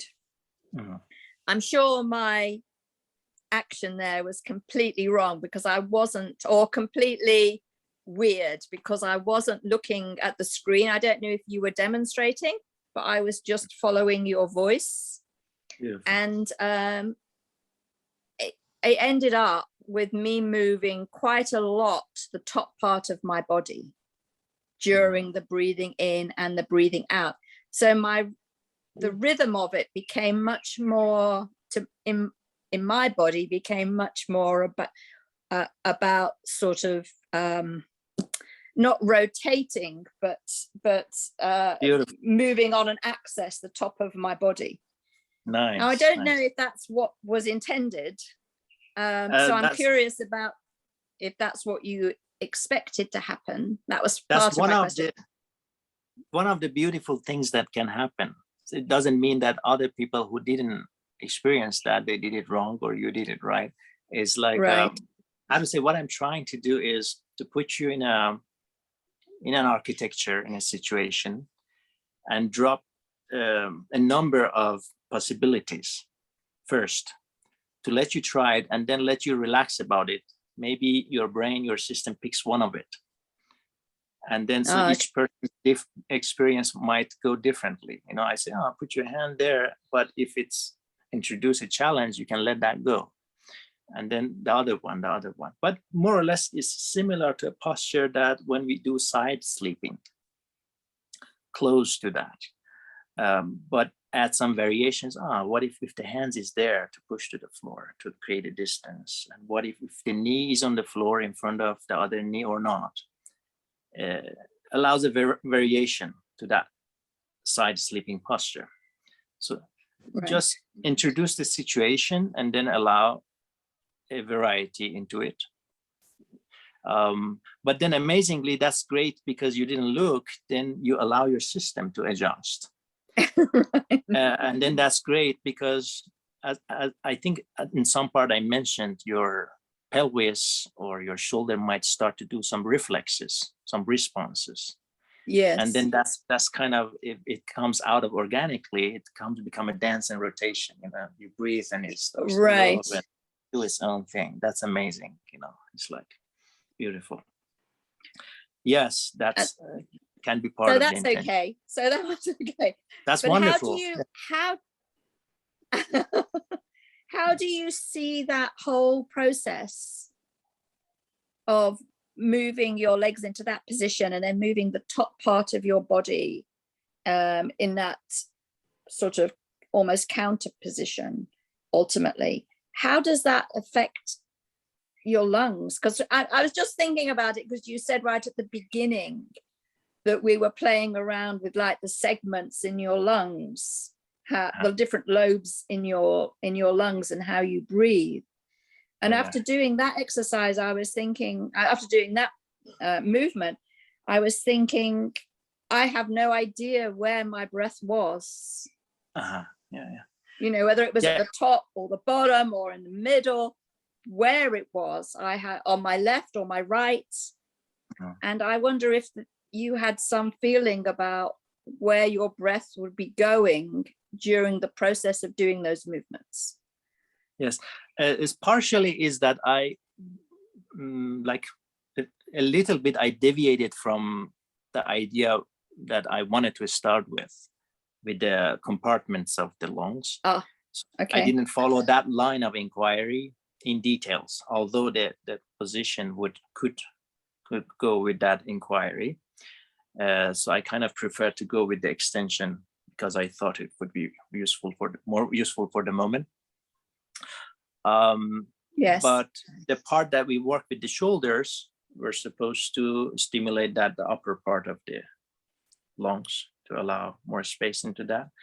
And then basically when you're on the side, both the right side, it gets more chance to dance, you know, and then when you get more air in some part, because it's all systems are connected together, all these tissues and fascia, and then all the ribs is a whole system together. And then one part start to change, you get more air in the lung, it extends, and then everything else need to readjust around it. So your hand says, let me go, let me do that to adjust, to give more space and adjust around that. And then the pelvis starts to shift, and then you start to do that dance. You know, we don't aim at it because it's impossible to fake. It's impossible to manage that movement. You know, we just create the condition for it to happen. And when it happens, we enjoy watching it, you know.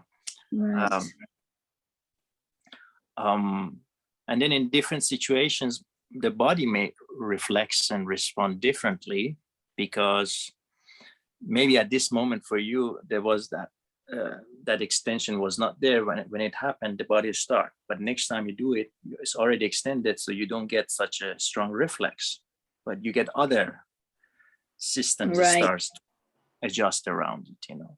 So each time is different. For each person is different also. Right. And I just wanted to reiterate what I said last time, that your voice is very helpful because I feel that while you are, like when we start these sessions, for me, it's a bit artificial because, you know, we've all been sitting and seeing each other on Zoom, and then we're lying on the floor, and, you know, it takes me several minutes to get into a place where I feel like I'm thinking about my breathing inside my body, and you are directing me or making suggestions to me that I can then follow. And so after a few minutes, it's like you're in a capsule, rather, that your voice is coming into this capsule, and it's just, it's hard to explain, but it's not like I'm in a relationship with your voice, but your voice is necessary for me to explore what I need to explore. And that's you know, it's a great, it puts you in a great place, because you're not like alone struggling, and you're not like being instructed, but your voice has a pitch or has a tone or has a meter that is like is suggestive rather than instructive. It's not like you're being told to do something. And that is really powerful, I think. Thank you. So once you. again, I'm looking forward to your YouTube channel. Yeah, I'm flattered to hear that. And that's what is intended. I'm telling you, I guess most of it, when I look back in my personal history, I don't think I was a person that at any point in my life I've been complimented about my voice. I've been complimented about many other things, but never about my voice. So I think I got it, the tone and resonance, through breath work and breath practice. It allowed me to create that space and resonance. So just put more emphasis on the breath work. And so it's not something that I'm born with. It's earned, and I think it's earnable for everybody to have it. But I also think it's, sorry.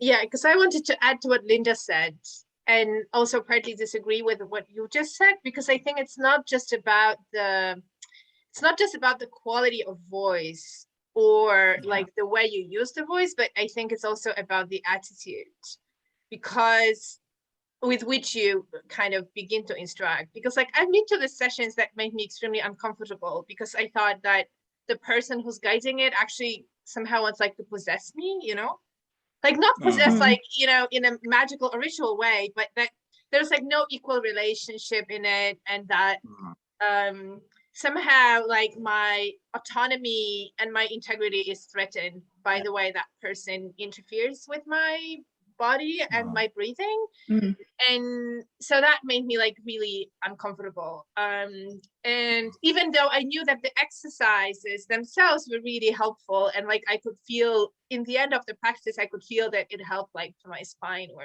whatever we were doing. And I'm even using still some elements of this, but I think that's a big difference, that there is really this attitude of invitation, like you always say, you know, and kind of like putting on this opportunity that you may want to do this, you may try to do this, you think this is interesting to do this, but there is no this kind of authority or so I think it's also that's attitude, probably, it's not just voice. That's probably because that's what I myself appreciated to have in what I study. So then when I'm trying to offer something, try to translate that intention and that my own need into the language that I'm offering. But I also like to give credit to, I guess, some of the disciplines that influence this form of presenting the language. One general idea is the idea of nonviolence, the ahimsa. In Buddhism, in Hinduism, in Taoism, you call it wu wei. It's more or less similar, to allow things to happen at its own pace and at its own rhythm. to try to appreciate it. But then in contemporaries, there's this man called Ron Kurtz. He's the founder of a psychotherapy method called Hakumi method, which I studied with him and one of his students. And the way this man conducted the psychotherapy session and the type of conversation that may come in that encounter pretty much embodies that idea of nonviolence and equal relationships. So I feel at a very subliminal level, Ron Kurtz, to the way he presents himself in a session. I think there are some videos of him on the internet if you're interested. And the kind of psychotherapy work that I'm doing now also is partially indebted to his work and also to the drama and other type of work, the dance I've been exposed to. But again, thank you for the comment. That makes me feel curious how I can work on that part. Good. To polish more.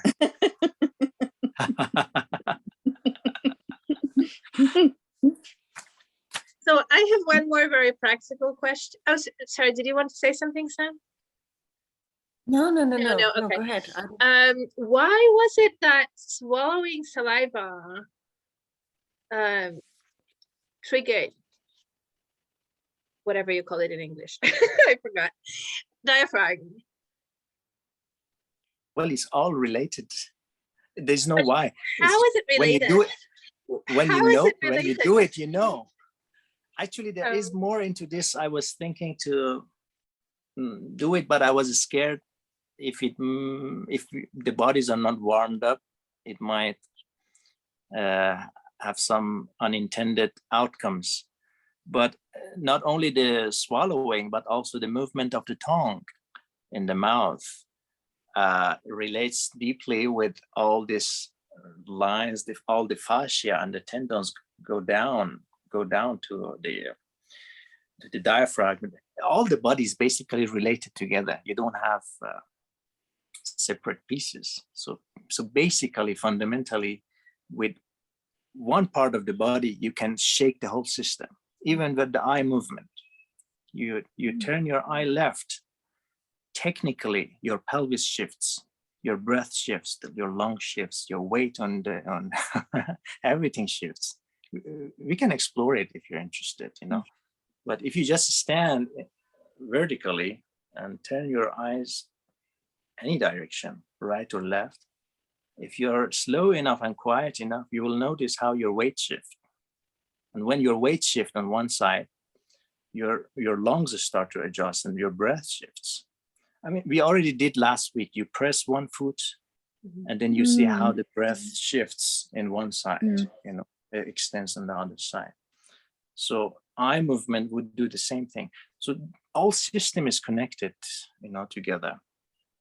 So, and then the mouth part is so important, both in our social interaction, the movement of the chain and the tongue. But with the breath work, one of the variations beside the sound and the pause is the movement of the tongue. Either you roll it backward or outwards, you get very interesting results. Maybe sometime else. Maybe if we sit another month in lockdown, just do like a tongue session. But also we can consider this option. But this stuff is a little bit more absurd. But also I would reserve to do it because shifting your hand or legs to the right or left, it more or less look very normal. But imagine that some of your friends ask you, "Oh, what have you been doing yesterday?" I said, "Oh, we put our tongue outside for once." Okay, you guys are weird. It's okay because we don't see anybody. We don't see Yeah, so we just anybody. don't have to take that It's question, okay. right? We're not at risk of taking that question. What were you doing yesterday? Yeah. People pretty much assume they know. You've been testing, Yeah, cooking, that's right. sleeping, and struggling to do minimal amount of work. Yeah. Yes. Mm. Yes. So yeah, not only the swallowing, this whole structure, the lower jaw being back or front. Right. I mean, everybody have their own predisposition also influence a lot, the structure and then the breath. And then also because related to the lower jaw, the corner of lips, basically, you see different people. Some people are lips are more pulled in. Some people are lips are more fall out. And then there's a reason for that, because this is related to the system, you know. So typically when the lips are fall out more, the diaphragm is more collapsed also. The person is more like falling there. But the people who are pulling the lips out is more like also the front line is more extended. It's not one-on-one formula, but it's different variations influence the system. so it's so and because of this, a lot of time I think the idea of plastic kind of surgery when people do is so absurd to me, because how can you, it's impossible to engineer. It's only possible to stimulate, to let the system work together. Yeah, because like you can't guarantee that it's stable, right? If the whole body is constantly moving, you can't fix the shape, right? Is that what you're saying? I was not trying to make a particular point. I was just touching different lines of that's a little bit artist way or also anthropologist way too. You know, it's also philosophy, you know, to not to try to make a point, but to try to make points or just to introduce possible points. Yes. Yes, interesting. That was great. Thank you so much. Thank you. Thank you. Thank you. Do we have any other final questions? Yes. Mark, John, or Carolina, Sam? Carolina's dog was participating very That was actively. Sam's Sam's dog. Sam. I was Sam's dog. Are you allowed to walk it out, Sam? Oh, no, not anymore, no. Yeah. So you mean you walk it in the building, or what do you do? No, we're not allowed out of our flats. We have a lot of positive cases in our building, so we're not allowed out of our flat. Oh God. So yeah, so he just has a pee pad in the bathroom. He's learned how to pee in the bathroom. Oh God.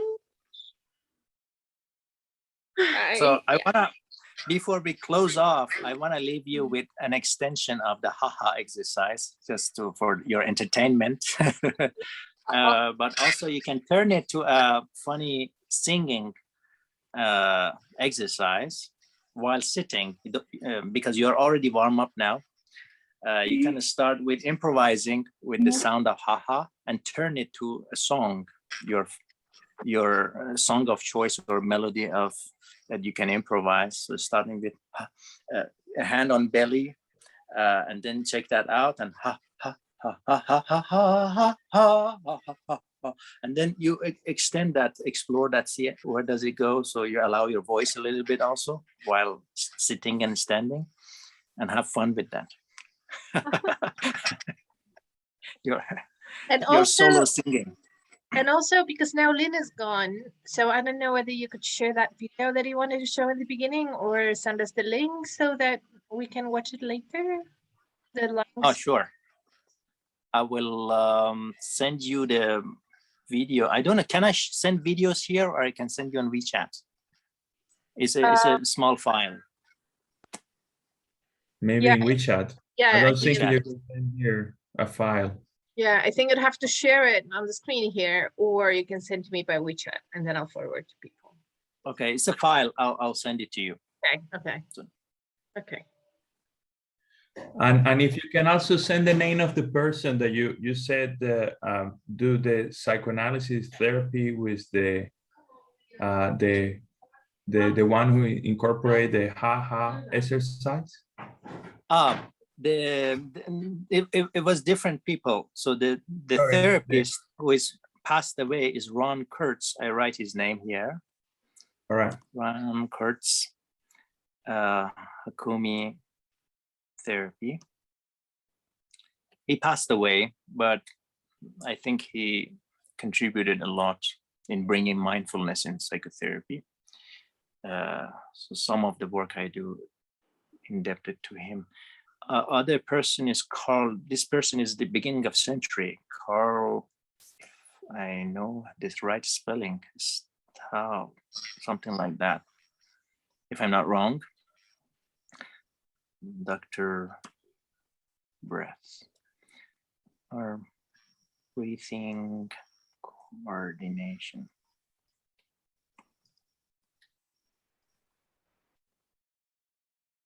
So the Lala idea, actually, I think in his book, he talks about 1, 2, 3, 4 counting, but then at some point he turned it to Lala. Still, I got it from his circle, right? All right, you guys have a good day.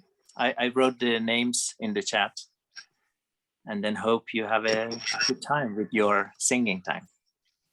Thank you. Thank you. Take care. Thank you, everyone. care. Thank you, Adele. It's Bye-bye. great. Bye, take care.